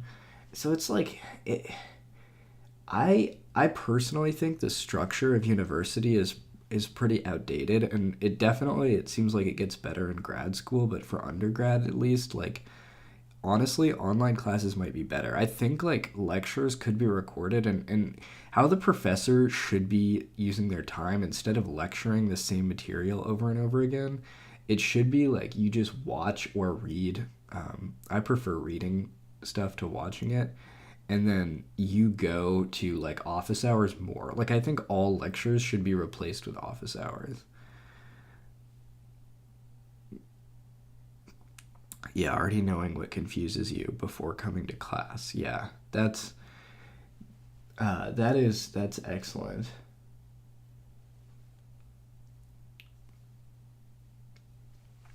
Yeah,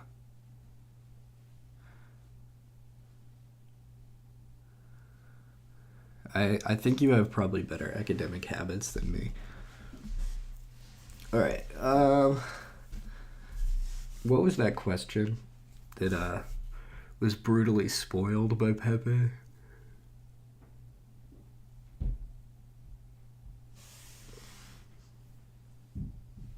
N and n plus 3.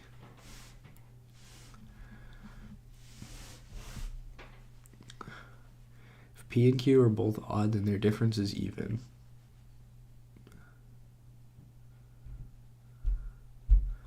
I hate lectures. Okay, did you skip them all? I mean, you can't really skip all of them.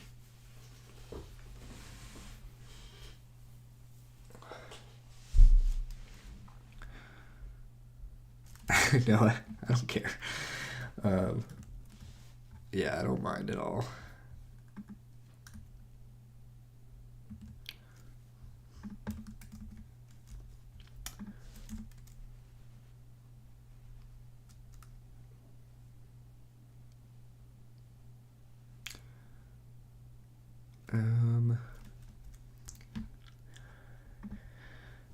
Satisfying P minus Q equals 3.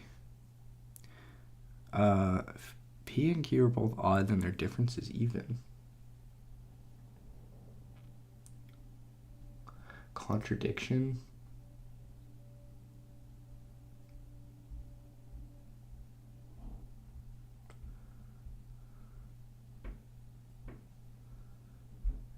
Oh.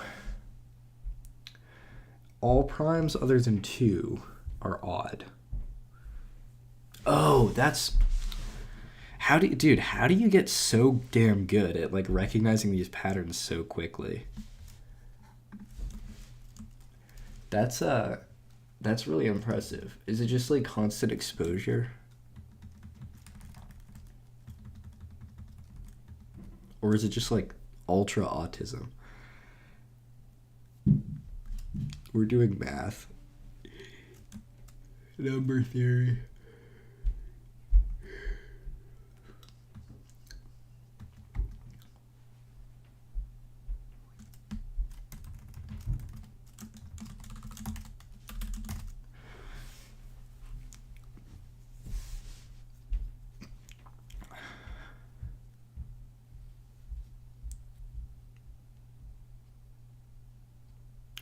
Yes, mod 2 is the first thing I thought. It's all practive.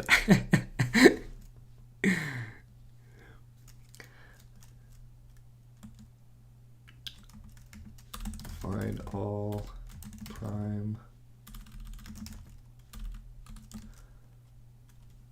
So I tried to calculate this by hand. And that did result in our 2-5. Yeah. All primes greater than 2 are odd.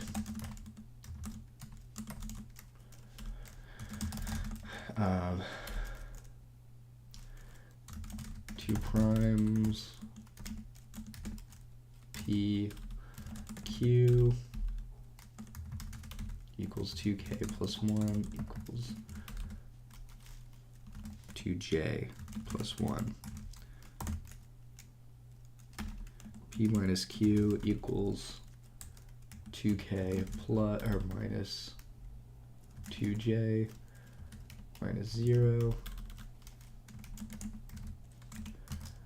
which is even.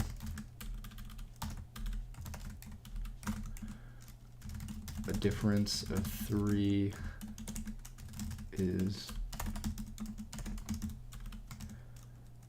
possible.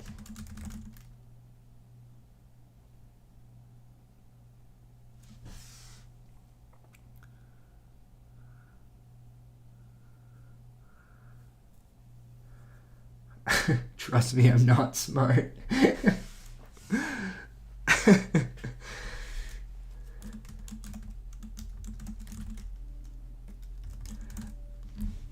I kind of feel like that's the case of like a lot of people that you really like idolize or put their work on a pedestal, and then you actually meet them and you're like, oh, that's just like a normal person.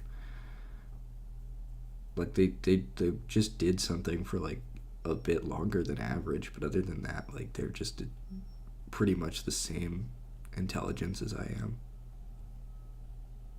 Except some people are just absolute freaks and are born with like 300 IQ, but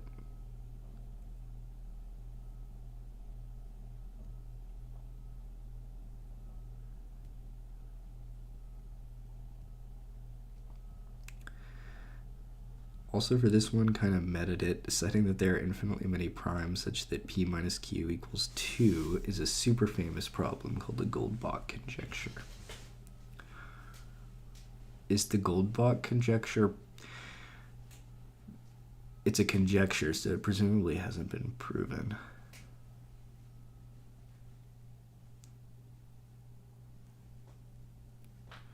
Hasn't it been, like, verified to a certain...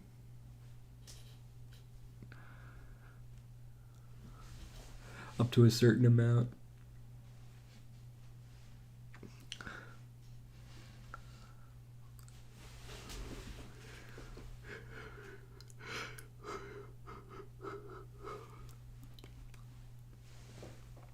Okay.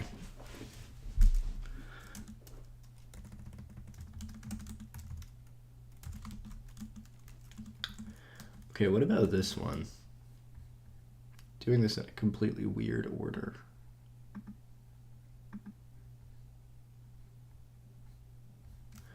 need to surround that work with proof. Proof QED.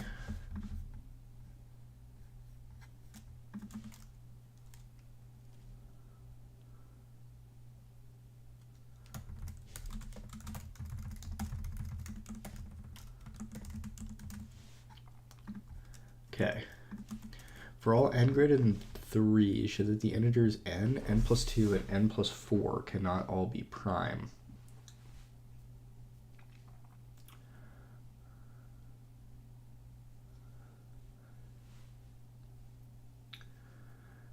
N plus 2 and n plus 4 cannot all be prime.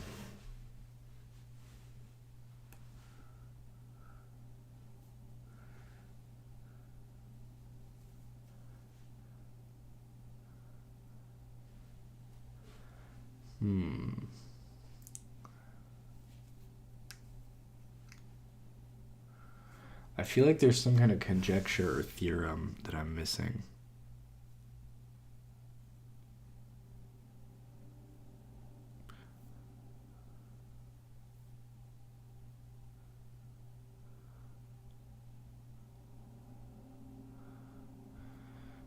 Managed to show infinitely many consecutive primes such that their difference is at most 246.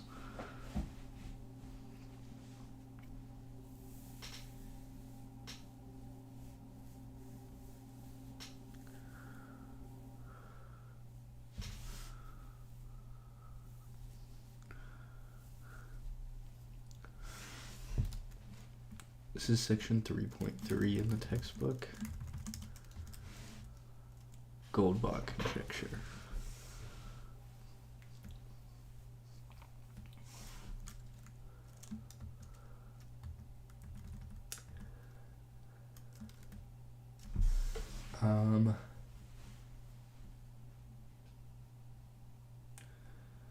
This brings us to another unsolved problem.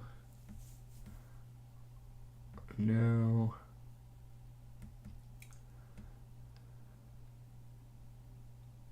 product of 2 or more integers of the form 4n plus 1 is of the same form. No.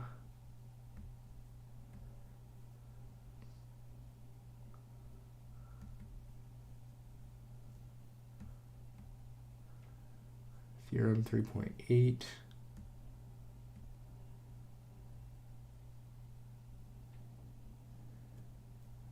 For all n greater than 2, the terms of the arithmetic progression p plus d, p plus 2d, p plus n minus 1d, prime numbers, decorate.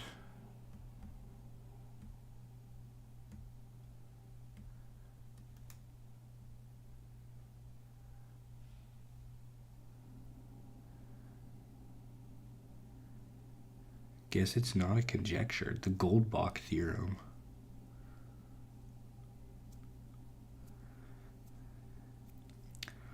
Am I local hosting my textbook? No, I'm just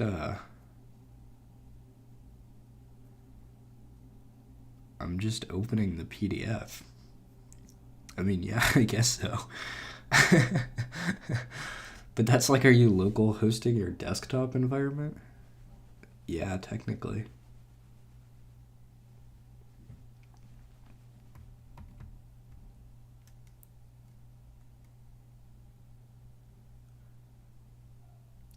Where's the root in text?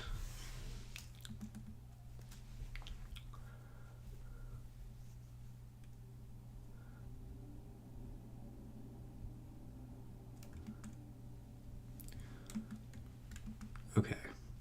Back to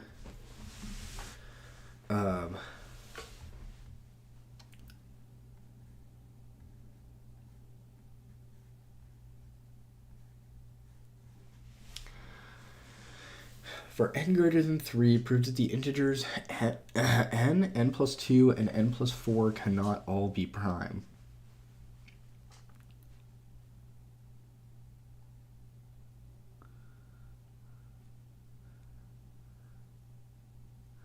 A guy in chat proved the Goldbach conjecture? Oh, he was talking about the Goldbach. Yeah.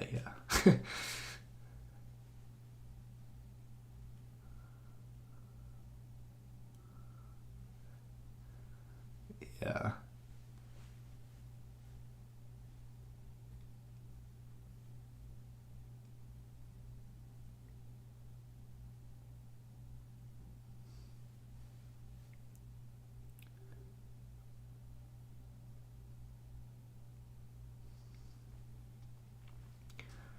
All right. n plus 2, and n plus 4 cannot all be prime. So, what if they could all be prime?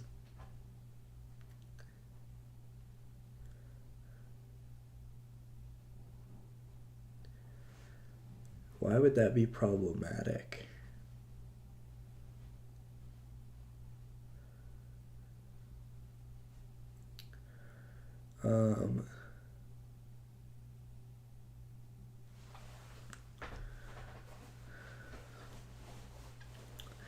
They could all be prime.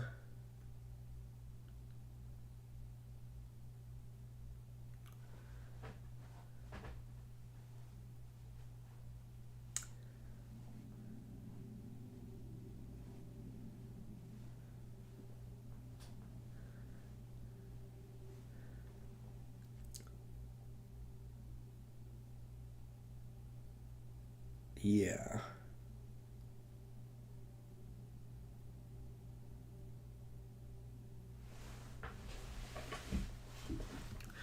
Pull out a paper and pen and try some examples of n. Good call. W many such positive integers can you find? Or how many? Are there infinitely many such positive integers? If not, why not? N greater than 3. Okay. Well, we gotta pick, I guess, primes here, because otherwise what's the point? So 7, 9, 11.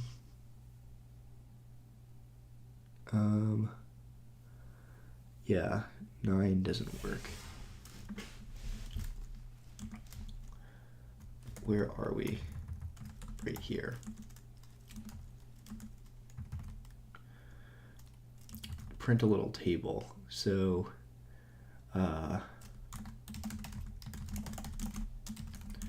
for 100 numbers, starting at 4, starting at 3, I guess.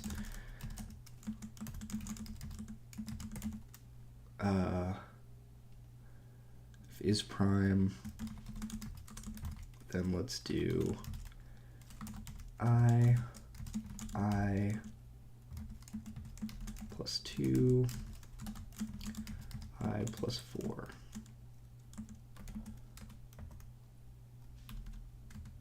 And then a new line.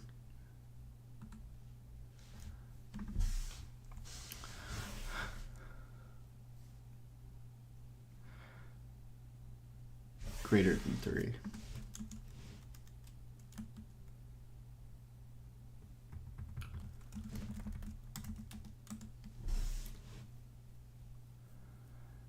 Five, 7, 9. 7, 9, 11. 11, 13, 15. 15, or 13, 15, 17, 17, 19, 21.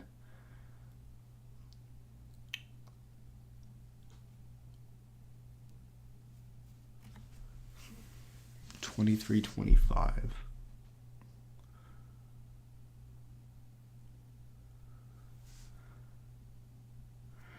Hint is to, again, look module some number.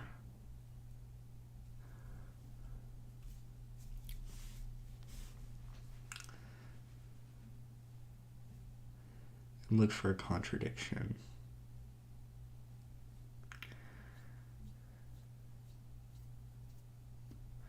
Modulo 3, maybe?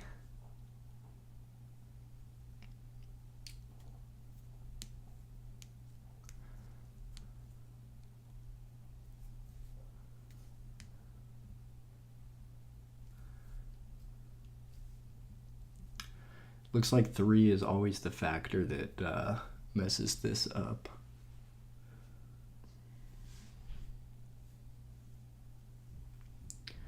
Yeah, they've all got a factor of 3.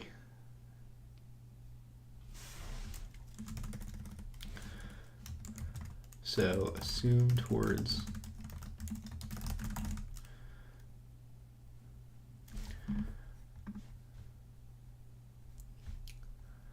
so it's very similar to the last one, I guess.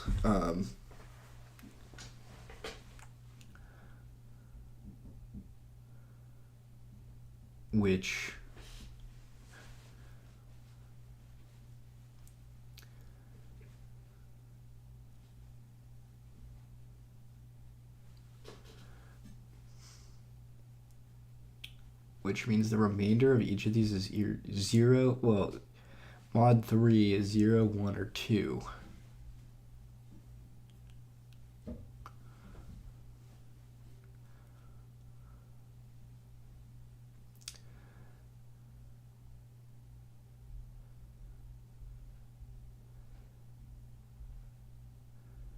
Zero, 1, or 2. And if it's 0, then it's divisible by 3, which is not good. So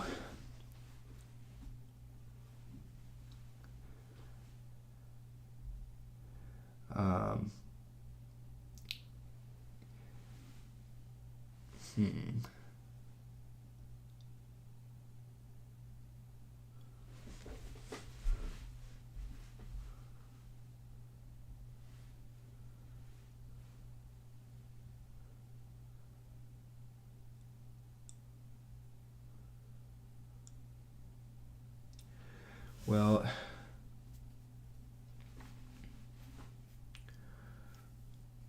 okay, so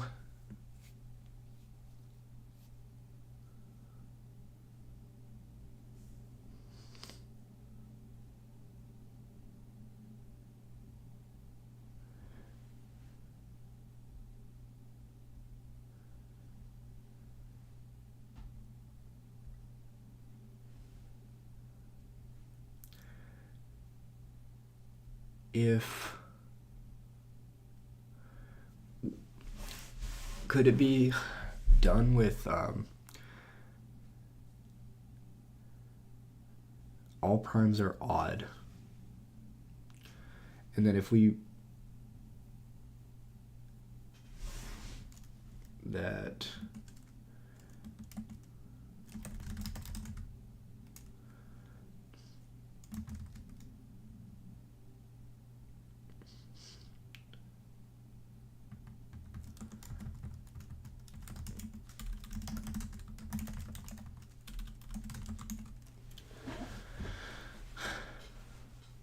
no, not that. So there's a contradiction that that's true. N plus 2, n plus 4.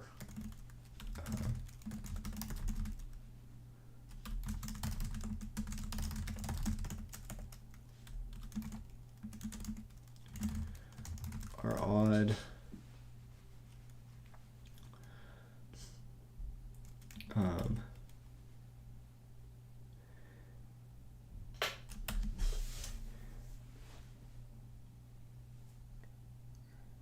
No, I don't think that's it.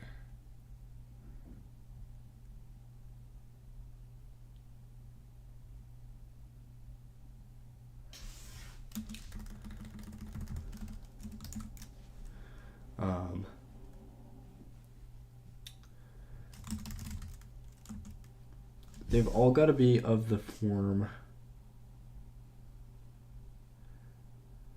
They all have to be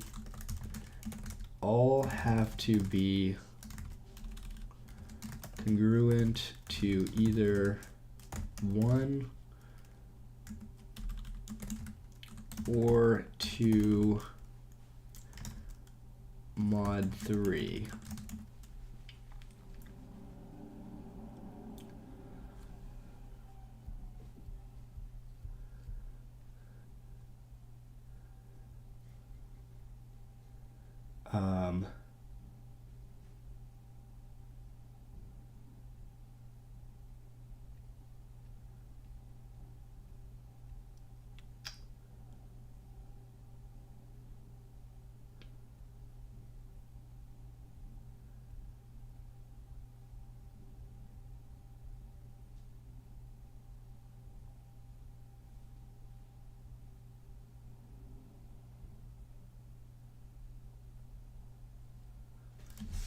All right.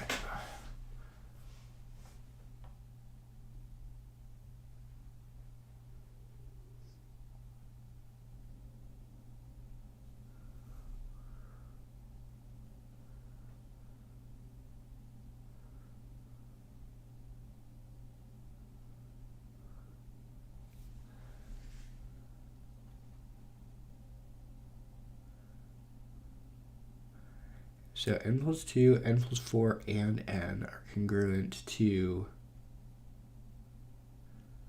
1 or 2.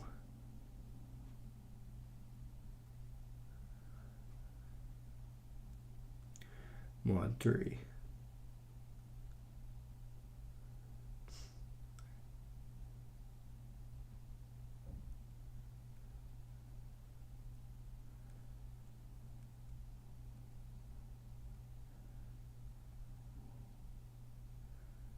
If n is congruent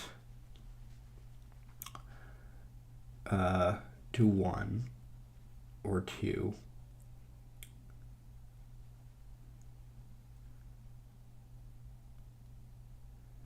that means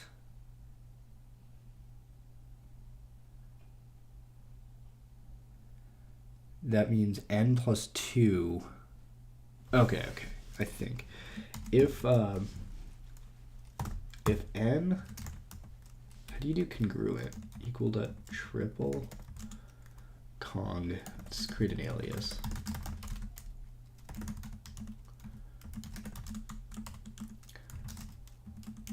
If n congruent to 1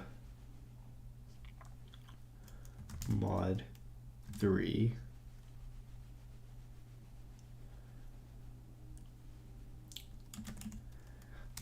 then n plus 2 is congruent to 0 mod 3, right? Because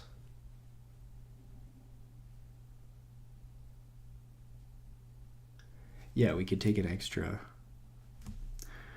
What's up, Alexander, you lazy fucking slob? No, I'm kidding. I'm glad to have you here. Then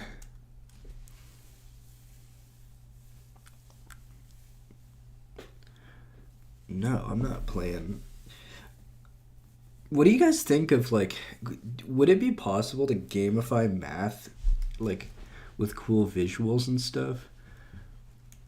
Enough so that, like if you could do that, if you could make math, like, addictive for people that aren't super autistic, then the world would be insanely better. Kong 0, mod 3,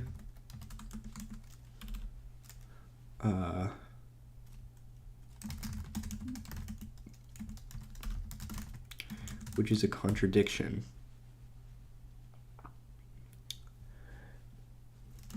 If n congruent to 2 mod 3,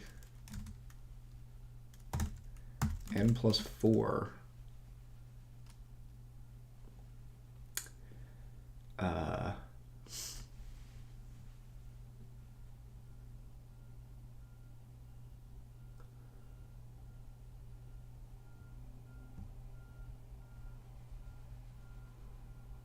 means you could take out 2 more 3s.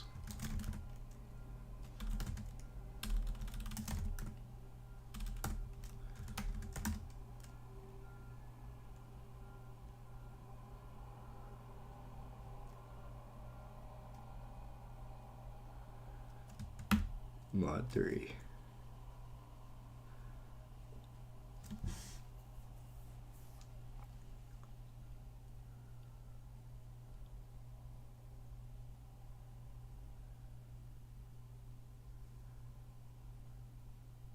That's what I'm saying.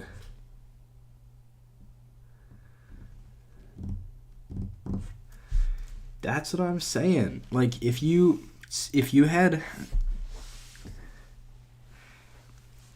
Lean cooking up some sick ass visuals, like Lean's got so much metadata, you could have some sick ass like yeah, and like dude, you could have some insanely yeah, math funk edits. Dude, we need those. We need hard math edits. Whenever I'm running and I'm listening to hype music, I'm like, what if I made a really hype real analysis edit? That would be fire.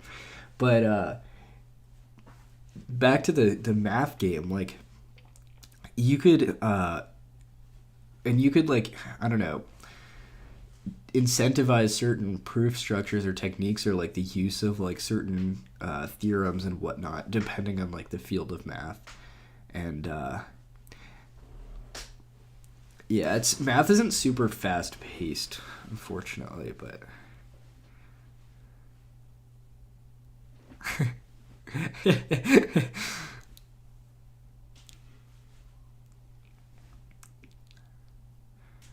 yeah.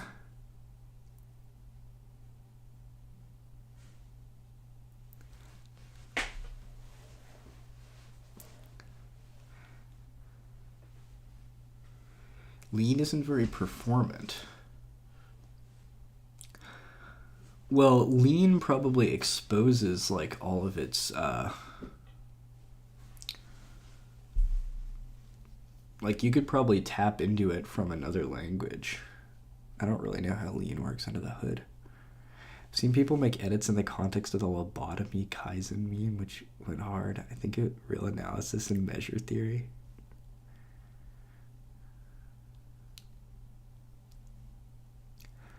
Yeah, I love hard edits so much, especially for like random math stuff.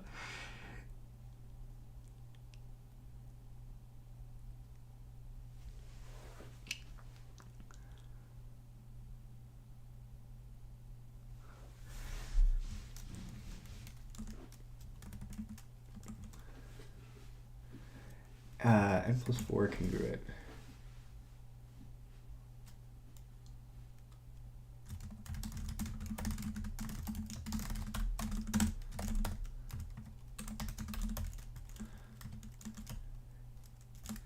Can someone with a brain tell me if this is valid?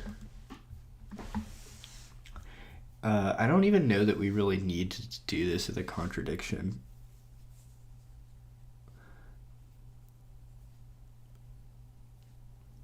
Well, I guess it's cleaner. So they all have to have a remainder of 1 or 2 mod 3. And if n has a remainder of 1 mod 3, then n+2 has a remainder of 0 mod 3. Yes! Yes!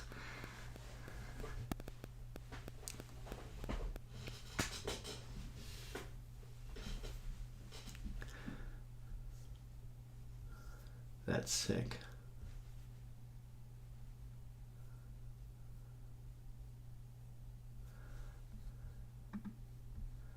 Okay. This one is a little funky. I'm not exactly sure how to do this. This homework document also has gotten so nasty because I'm just using inline types to calculate stuff.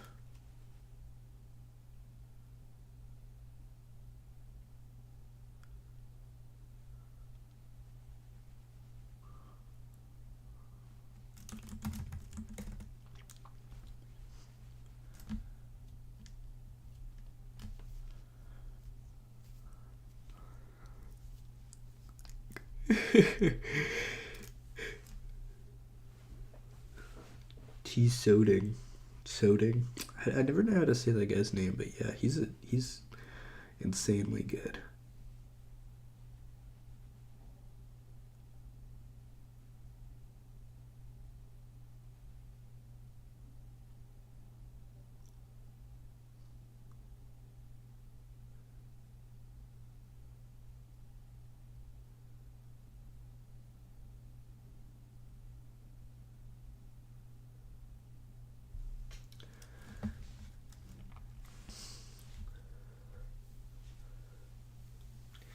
Give another proof of the infinitude of primes, assuming that there are only finitely many primes. Using the following integer to arrive at a contradiction. So, this is the integer, and it's basically like, it's the sequence of all the primes multiplied together minus the first one, all the primes multiplied together minus the second one, all the way up to the n minus 1th one. And then we're arriving at use a contradiction to prove that there are infinitely many primes.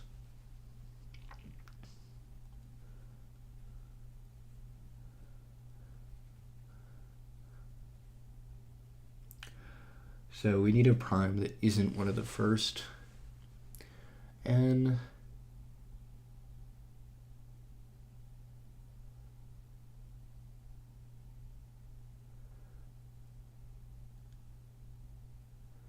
This could be factored in some way, maybe. It's like sum with a gap of all the primes.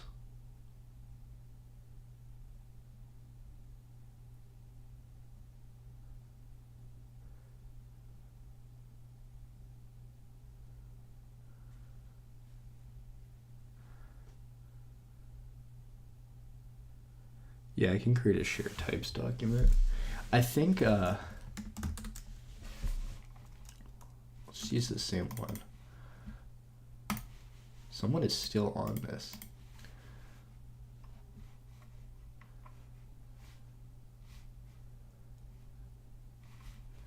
Share via email, you have to upgrade.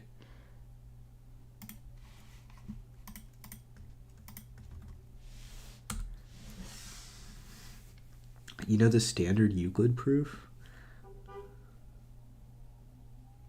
No, I don't.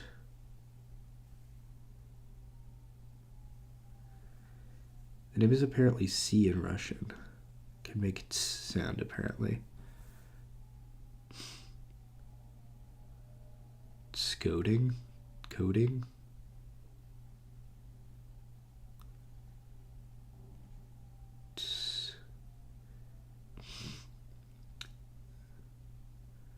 Scoding.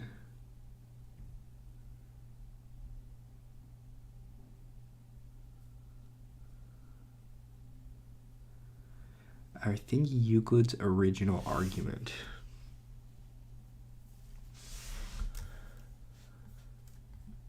Okay. You misspelled essentially. There we go. Nope.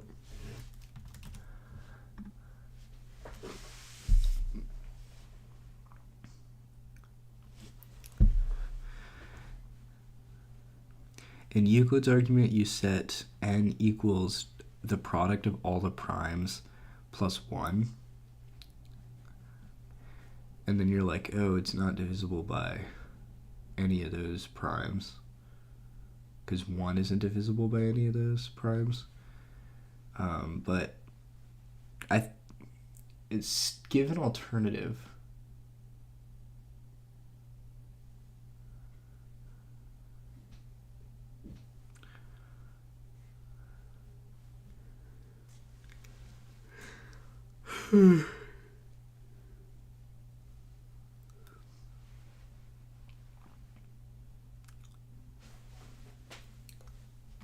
Suppose by way of contradiction there are only finitely many primes, and then you just add 1 and then none of those primes divide.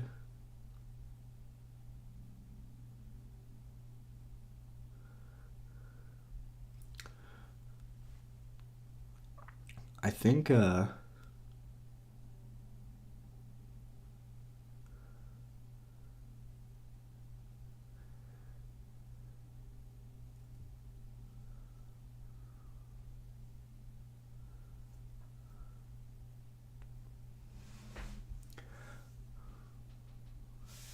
since n is an integer, it is not -1 or 1, it is divisible by some prime p.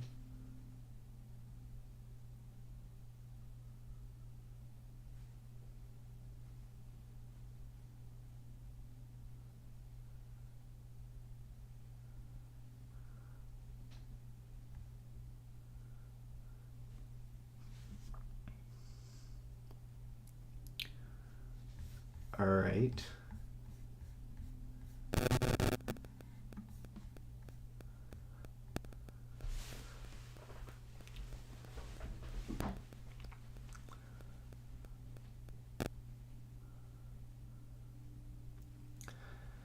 Therefore, P divides N, and P divides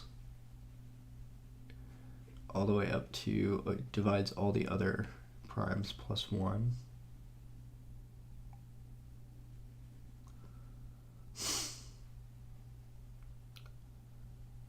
Contradiction.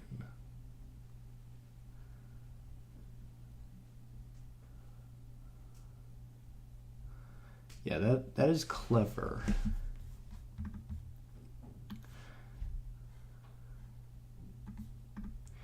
What's interesting is give another proof of the infinitude of primes. I'm not sure if they're referring to this one or a different one. Guess I should check the book.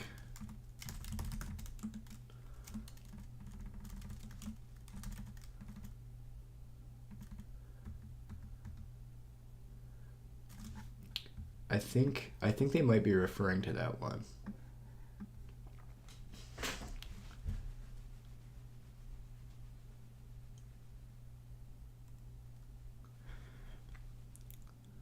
They want me to use this weird integer.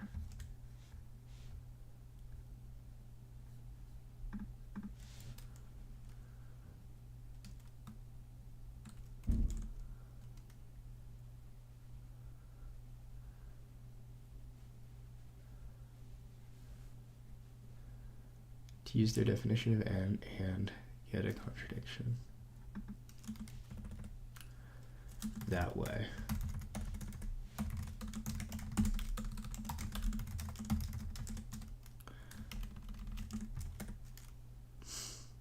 Be very, very similar to this proof. Yeah. Oh, I guess the key part I was missing is that a prime will divide any integer.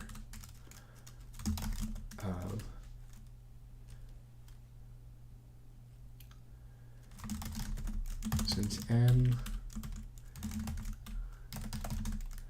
some prime p divides it,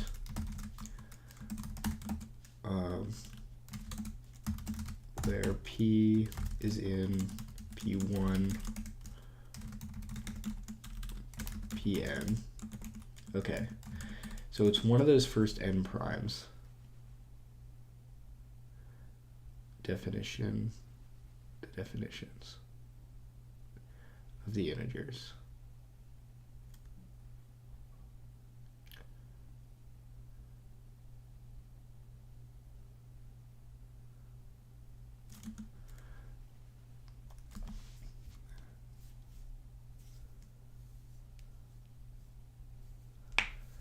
Yeah, it is pretty obvious.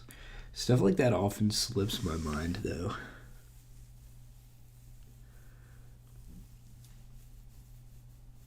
So if P divides N,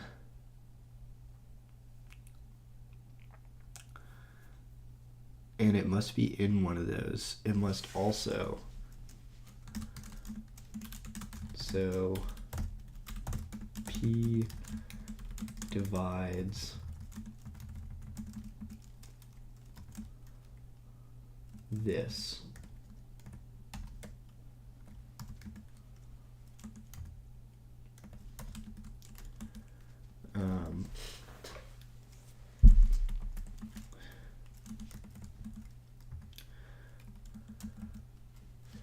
Which means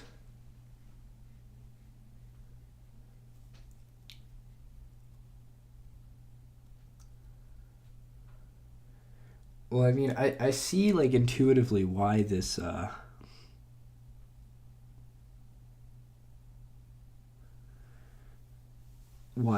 isn't true, because so P,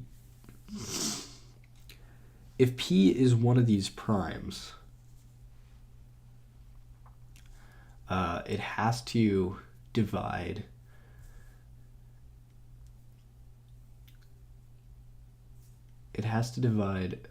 all of these. but each one of these is missing a prime. So there's like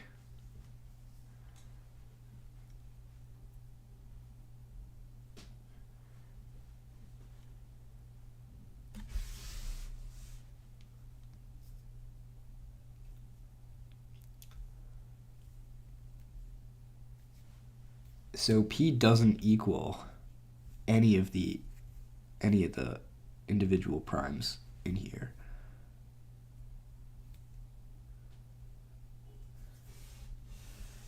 Where you use the fact that the harmonic series diverges.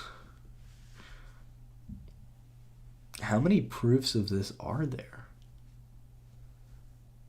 Also, can you use uniqueness? The primes, yeah, we could definitely use uniqueness at this point. Uniqueness of the prime factorization.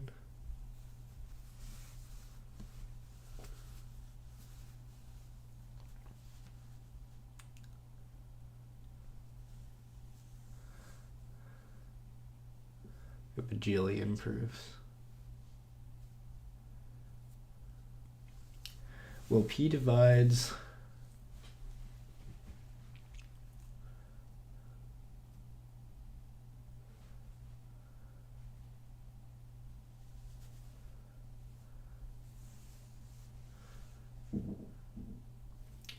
I don't know how to say this cleanly and formally, but it divides all of these individual products minus the things, and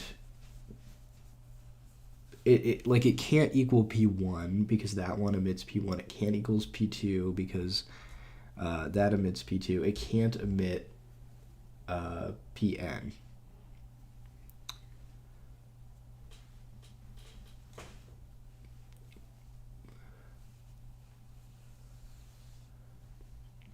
Uniqueness of prime factorization makes it slightly easier.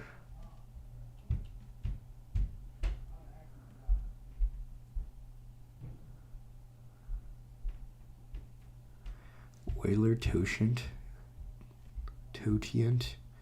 function, and another you look at Fermat numbers.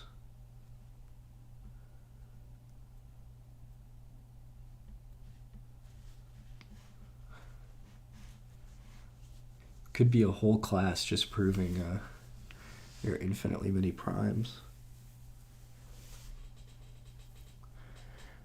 Why does it really divide all the terms? Well, it divides n.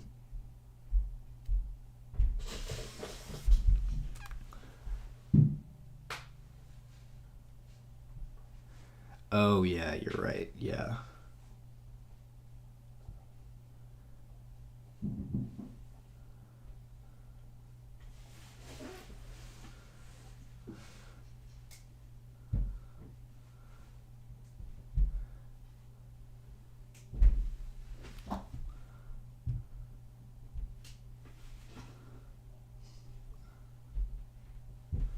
P1, so it would divide the first term.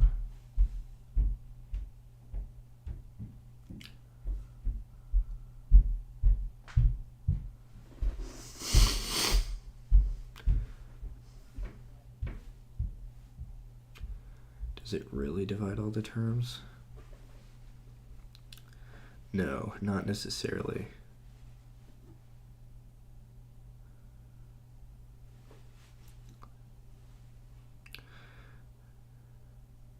Because, yeah. 3 divides 9, but it doesn't divide 7 plus 2. Well, it does, but it doesn't divide 7 and 2.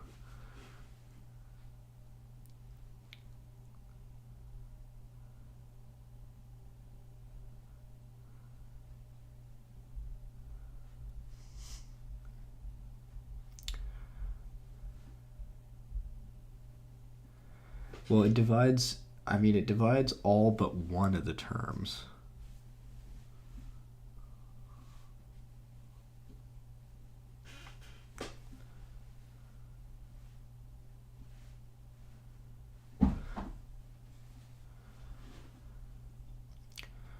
Any prime divides all but one of the terms.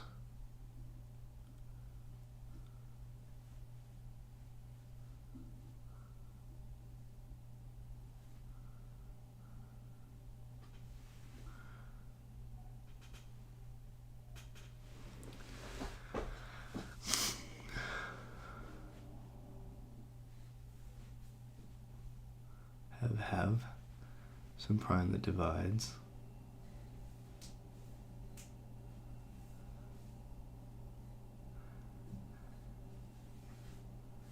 Divides both one and all but one of the terms.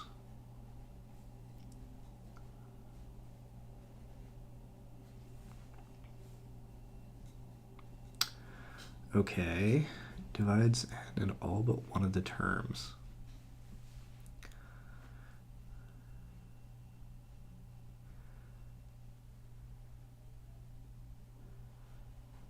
We have some prime.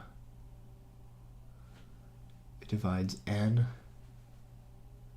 and all but one of those terms. Which means that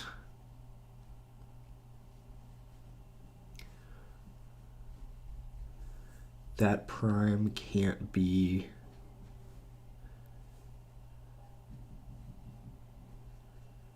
any of those primes. So n equals pk.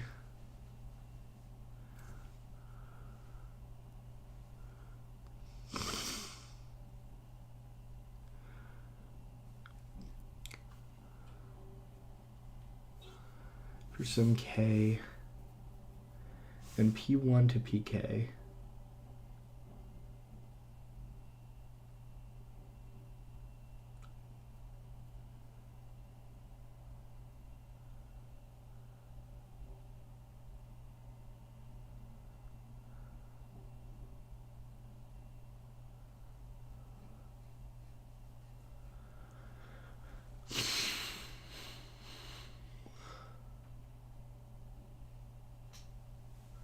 So n equals pk.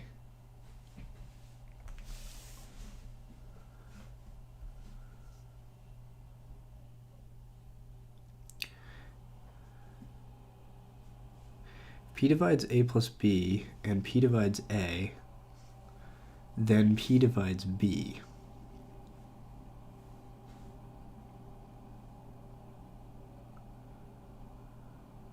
Right, yeah.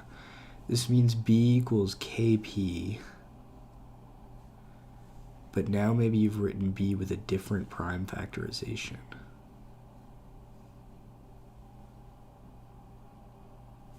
If you're okay with that, you can skip the division.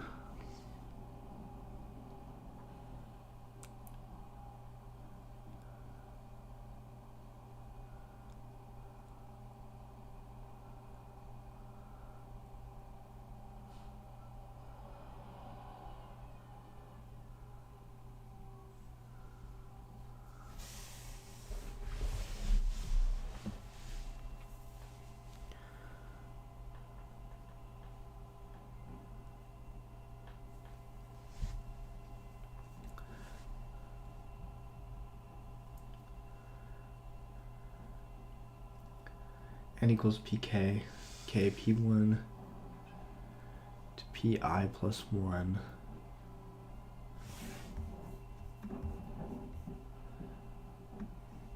I should be looking at the preview. N equals pk for some k, and p1 to pn. Oh, and then there's a gap, yeah.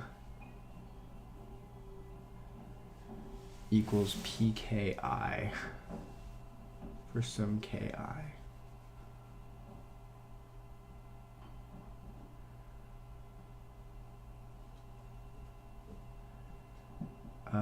Yeah.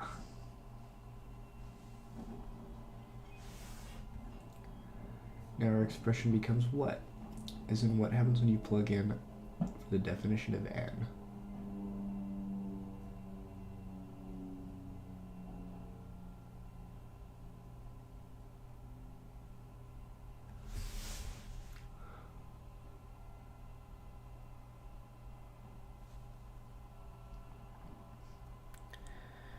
If P divides AB and P divides A, then P divides B.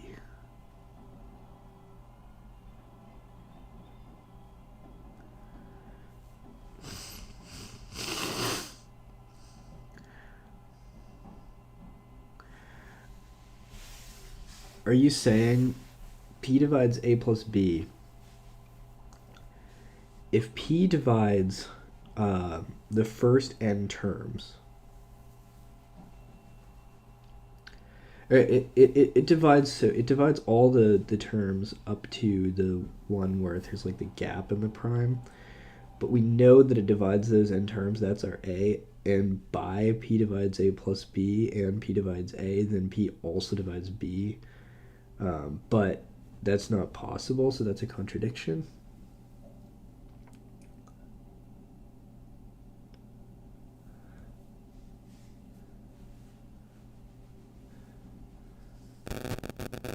Looking for the definition of n.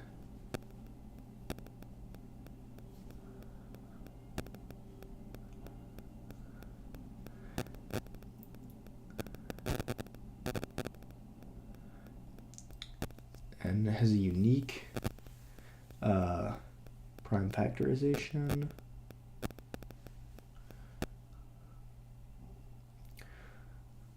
Try to reach contradiction on uniqueness.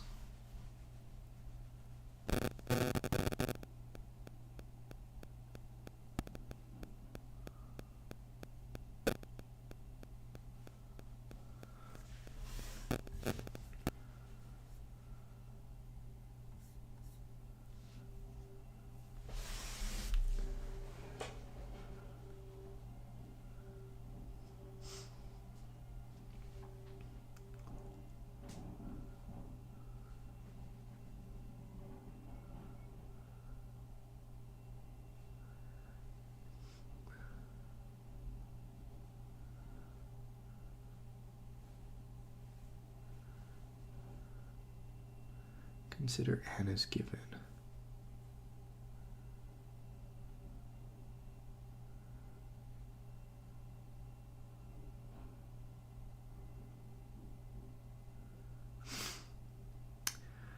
Working on number theory, famously in real analysis.